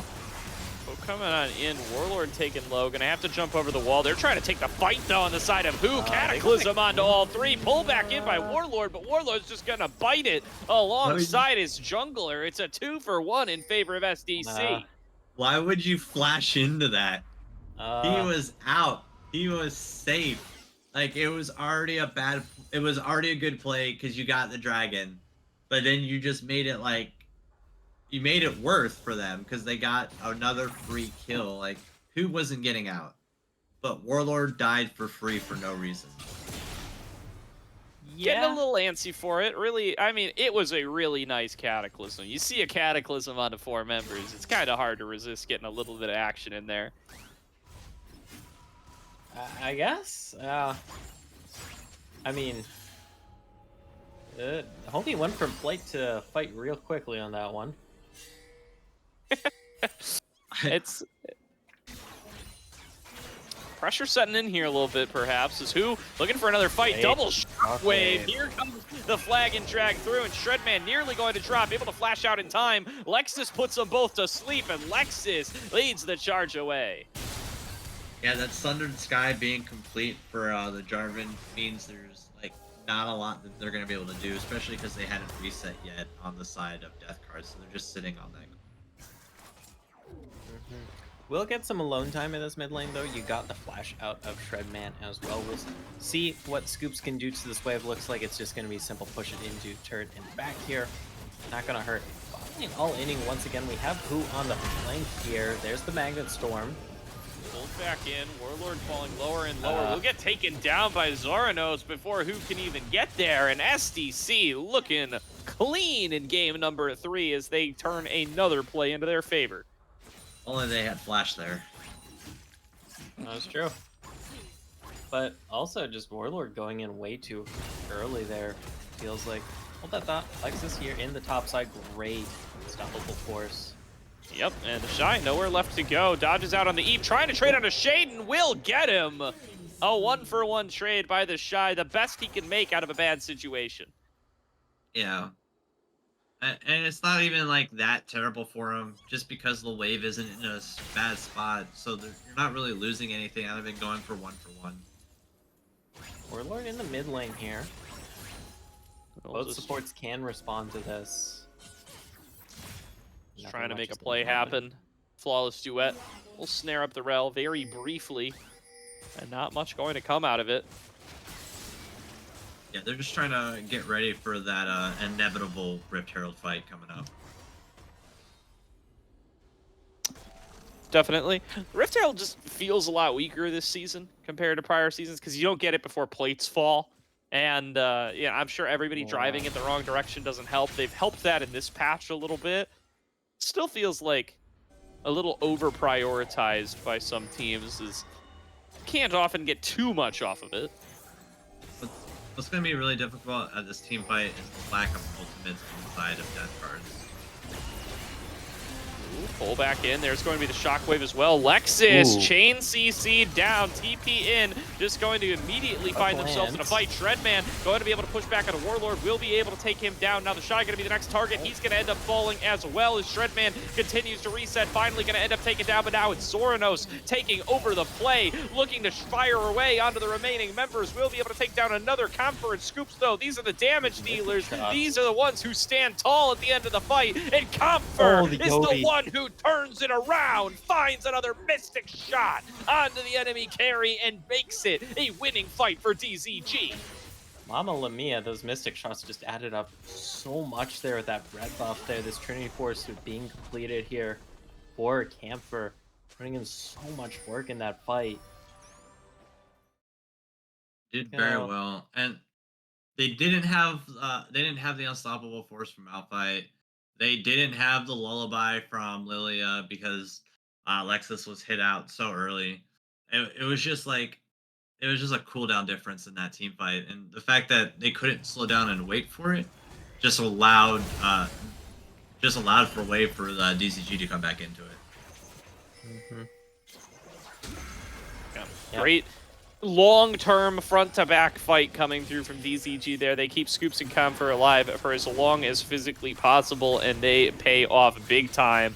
Big Mystic shot comes through after the flash to clean it on up, and now try to interrupt the Dragon stacking here are SDC, who waiting over the wall. True Shot Barrage coming on across, not going to land on anybody. Warlord going to get forced out, forced to crash down in the wrong direction. They will continue to work on towards yeah. this dragon. They will be able to claim it. Yeah, the Shy in the top side could have teleported down, but that would have been a rough one. You don't want to be teleporting into this comp when there is the Unstoppable Force and the Lilting Lullaby available. It is only the first dragon of the game for the death cards. Of course, though, harkening back to game number 1 where DZG were able to get those first 2 dragons, and then it was a 4 Chemtech sweep here into the soul. Focusing on the Warlord. Warlord going to try to crash down away. Curtain Call opened up. Not going to be able to finish him on off, though. Gets enough distance away in time. And now Comfer looking for a little bit of action. Blinking in. Gets some nice damage, but he's going to back away. Oh, lots of action around the map, objectives-wise. Yeah, anything that they can do to try and get that lead coming up. Rift Herald is still available for the next 2.5 minutes. Let's see if they're going to be around this. There's no TP on Scoops, so this could potentially be a winning team fight if they decide to force it for the side of that. Backing off here, they're looking in the mid lane. For a little bit of an engage here. Stun going to land from Warlord, but Hero perfectly tanky to be able to keep it going. Lexus stepping forward very fast on this deer. Doesn't land the blooming blows onto anybody, and they will back on away. The Shy line up another shock blast here. Good damage onto the carries. Gonna keep Zeranos low, even if he has to stay far away in this fight. Lands. In, they find their way out of the Orianna, looking to put them all to sleep. There's the shockwave onto 3, but Scoops is just falling so low, so fast. Lexus gonna be able to finish off that kill as the Shy throws himself in and is able to take down the support. But look at Shredman playing it on through, stays alive, but taken too low. Comfer and the Shy gonna force him back, and one more shockwave will force out Shredman's flash. Shade nearly taken down as well, and DZG push back SDC in the fight. Absolute Yeah, that was clash of so close calls there. In the end, DZG arguably coming out on top because they're going to get some alone time on this turret, force out a teleport, but Gamper actually going to just drop here. I believe they were tanking turret. He literally just tanked the turret there. It just gifted a shutdown over to Zeranos, who has already had 3 kills, sitting at 4-1 right now. Now this is going to be that coveted Rift Herald going on over towards SDC. They're going to try to turn that one into some more towers if they can, building themselves up to about a 3K gold lead. As in these very close fights, they get one for free there at the back end. Yeah, they should try and get it into the mid lane and open it up, especially with the second dragon coming up in 2 minutes. Anything that allows you to control that side of the map better, since you still have your outer tier turrets right now. Mid lane turret is so low right now. You just got to be able to equalize it as best as possible. Right now, for some reason, DZG is not like moving fast around the map. They're not rotating quickly. They're just answering and not being proactive. Yep. Do defend their jungle here from the invade. Just give their blue buff. So what they can do here, because that mid turret's still very, very low. Got a bit of a wave pushing in. It is against a Jhin as well. Not exactly known for the wave clear prowess. Of course, the same can be said for Ezreal, especially after the TMR changes. Absolutely here. Just getting started on this Gromp is who. Just going to take the recall afterwards. Not going to be too many objectives to fight over for a little bit. About a minute to go on that next dragon. DCG would love to get their stacking back on pace. They work towards that Chemtech soul. Of course, SDC are the ones with control over that side of the map, and they're looking to lay down some vision in advance. Looks like Lexus has found Scoop's gonna just put him right to sleep and going to see how much he can burst out this Orianna. Shockwave comes out to trade back some damage, but Scoops, this is not a fight that you want. Ooh. A Dream-Laden Bow, burn damage alongside that Leandries just makes things so tough. But they were able to get some good vision control out of that, get a little bit deeper moving around the dragon objective, so they can see where Olympus is coming into as they prep for this dragon. Yeah, both top laners do have teleport here. Of course, Malphite teleports, much more impactful. Never mind, Hook does land into the Deadly Flourish. That is a lot of damage. There's the Vanguard's Edge connects onto 3. They're going to focus down Warlord, and Warlord will drop. Shredman, though, in pretty deep, trying to fight his way out. Will end up going down to Comfort. Here's the flank on the side from the Shy. Going to find himself Deadly Flourish held down. Dredge Glide back in. It's shot down by Zoranos. That's another kill going over to SDC as the Rift Herald will lead the charge into the outer turret. They should be able to claim this one with ease. And just look at how many grubbies there are. That's that 6 grub buff that you're getting as you're riding that Rift Herald. This just allows them to go for this dragon pretty much for free, just because there's not a lot that they can do about it between a Summoner's Burn and Ultimate Spear. And Warlord just getting caught out there with that hook. Gonna be able to say howdy ho as this dragon drops, but we don't have anything to really contest. I mean, that doesn't even reach. It's really weird because like the Shy also just had like a terrible TP in there too. It was like right into the middle of the death cards. Just extremely misplay from them right there, and the gold lead is starting to get higher. What was only like 300 gold 7 minutes ago is now almost 3.5. Well, going to be that Baron next up in their eyes. SDC keep the same lead that they've built for themselves thus far. Should just be looking to set on up these waves, spend their winnings, and come in ready to fight. Zorano so strong on this Jhin. The LDR completed as well to work his way through that Jarvan and that Rel. Setting up in the river already are SDC. Would be a tough Baron to do. You're really relying on Shredman to be in the area to actually do it. This turns out Jhin not the most prominent at taking that objective. But hey, all this control does get you that top lane power turret, extend your control even farther into this enemy jungle. Just treat Pooh like a second-class citizen, make sure that J4 does not get any camps here. Waddle on out. And Baron going to be next up on the menu. They will be able to clear away some vision, looking to start things up on towards that objective, if they can. Not quite going to be able to find it this time, though. They are just going to continue to play the mid lane wave clear game and just try to force DZG to come into them. It looks like they're just slowing the game down a little bit as well, just because there's no real objective. They don't want to do a Baron throw. And unless they just start walking in as a 5 and mobbing these people, there's a lot of pick potential that any individual can do outside of Shredman versus Scoops. Yeah, but things just gonna be side lane gaming for now. Although Who does get hit by the seed there. Don't think we'll see the trigger pulled. Never mind. Wow, Shaden in the middle of everybody forces the flash out of the Shy.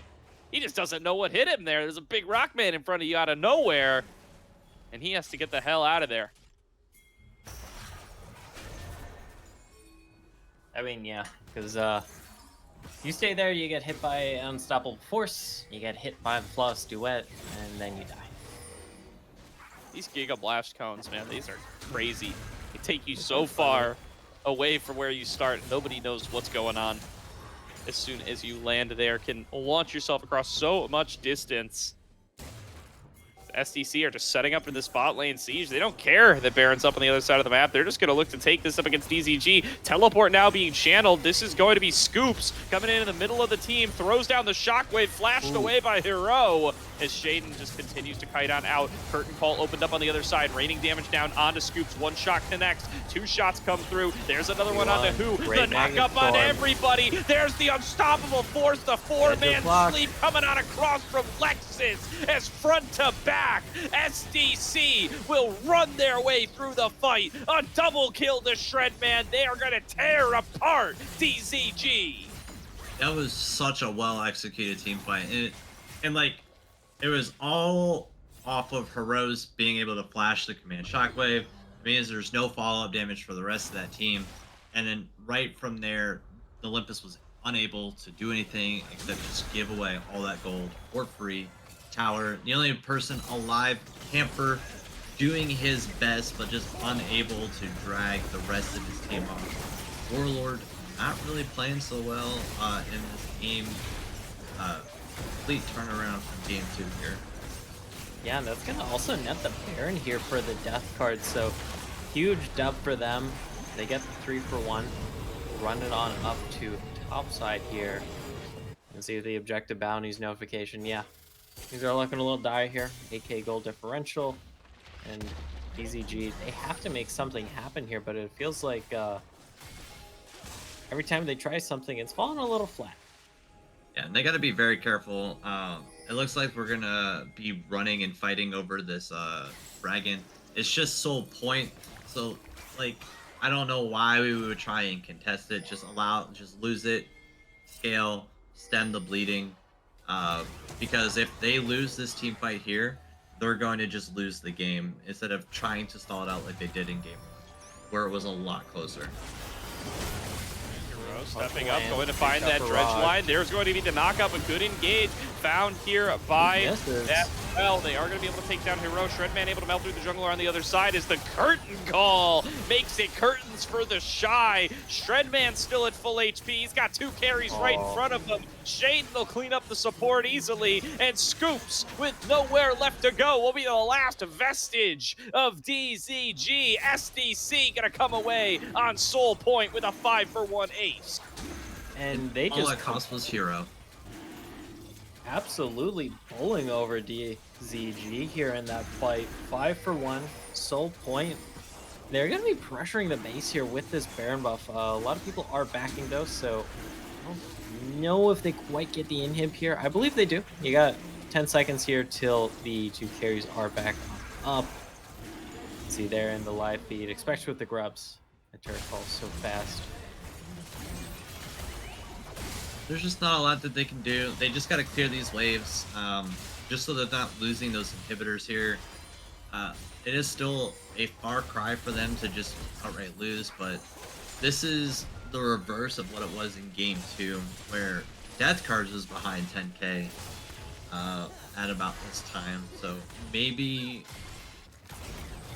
Death Cards is going to be able to close it out a lot faster, but the DZG Olympus, like they're doing well. They're not down inhibitors. They're stemming the bleeding. They have the ability to come back, especially if they can continue to pick off 1-for-1s. But if they 5v5 again, they're just gonna lose.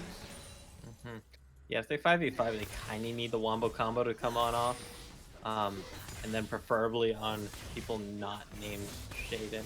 Granted, the start to that team fight wasn't terrible for them because Camfler and Scoops were able to dodge out on the Lilting Lullaby for quite some time. What the hell is that in the bottom left? It's the statue. It's the statue. I mean, it's bugged, but it's supposed to be a statue from the hubris that Jace has picked up. It's just a full-on second Jace model. Oh. Okay, Lexus is alone for now, but does have backup coming. Cataclysm does come out. Shockwave onto Lexus. Yeah, Going to a lot of only time land onto here. 1, but Lexus getting taken low is a little bit shady here. They are going to be able to move forward. Vanguard's Edge comes across onto 2. Shredman throws himself into the back line and comes up huge. 3 members down. It's 2 on the side of DZG for just 1 on the side of SDC, and that's enough for them to keep marching in. They're going to take bot lane inhibitor. Oh. Man. Scoops only landing the ultimate onto Lexus, kind of a misplay. He's just a little gung-ho right now. Yeah. Oh, and speaking of gung-ho, there is the unstoppable force right on top of the Orianna. Got Shredman for the backup, and there's no hope left for Scoops, who will drop down. Who now trying his best to defend, but he is going to lose his mid lane Nexus turret. He's going to lose his life before too long as well. It's a double kill to Shredman on the Irelia. It's the mid lane inhibitor falling, and SDC have full control of the map. Yep, the one reprieve here for DZG is you got a minute and a half till that Baron. Hold that thought, because Shredman is looking for this. Ooh, diving all the way in. Ooh. Look at that. Nearly going to be able to take down Comfer, but Comfer is able to trade it back, getting a little bit of something for DZG. Yeah. A flash trade there as well, though. So Camphor not gonna have it for the next objective fight. Especially that Baron's up in a minute, Dragon's up in 2. So there's just going to be a little. You have to be extremely careful. Yes, you have your arcane shift, but if there's any point where the rest of the team can get on you, especially since Malphite's unstoppable force is on a shorter cooldown, you're just spacing is going to be the name of the game. Nope. Bit of a true shot barrage cam there. Now see a bit of damage come through. But yeah, DZG, they're gonna really have to make the most of this next minute before the dragon comes up, as well as the next 30 seconds before the Baron comes up, because feeling double inhibs being down is just so hard, especially with this comp. Actually, okay, no, I take that back. They have pretty decent wave clear. I just saw Israel and automatically assumed they had trash wave clear, but that aside, it's still so hard to deal with that and also contest the Baron here. We're in a hard place, my friend. It's a 12k gold lead. You look at the matchups, and you can see just like all that gold difference in those items. Like Scoop's only at 2, whereas Shredman is at 4 complete, near full build. Ooh. Vanos is at 4 items. There's just a lot of. There's just not a lot of gold for DZG to spend. Yeah. You can see on the bottom cam here as well, double supers already pouring in. You cannot leave those alone. They will destroy your turrets. Which is really bad because Dragon Soul is up here in 10 seconds.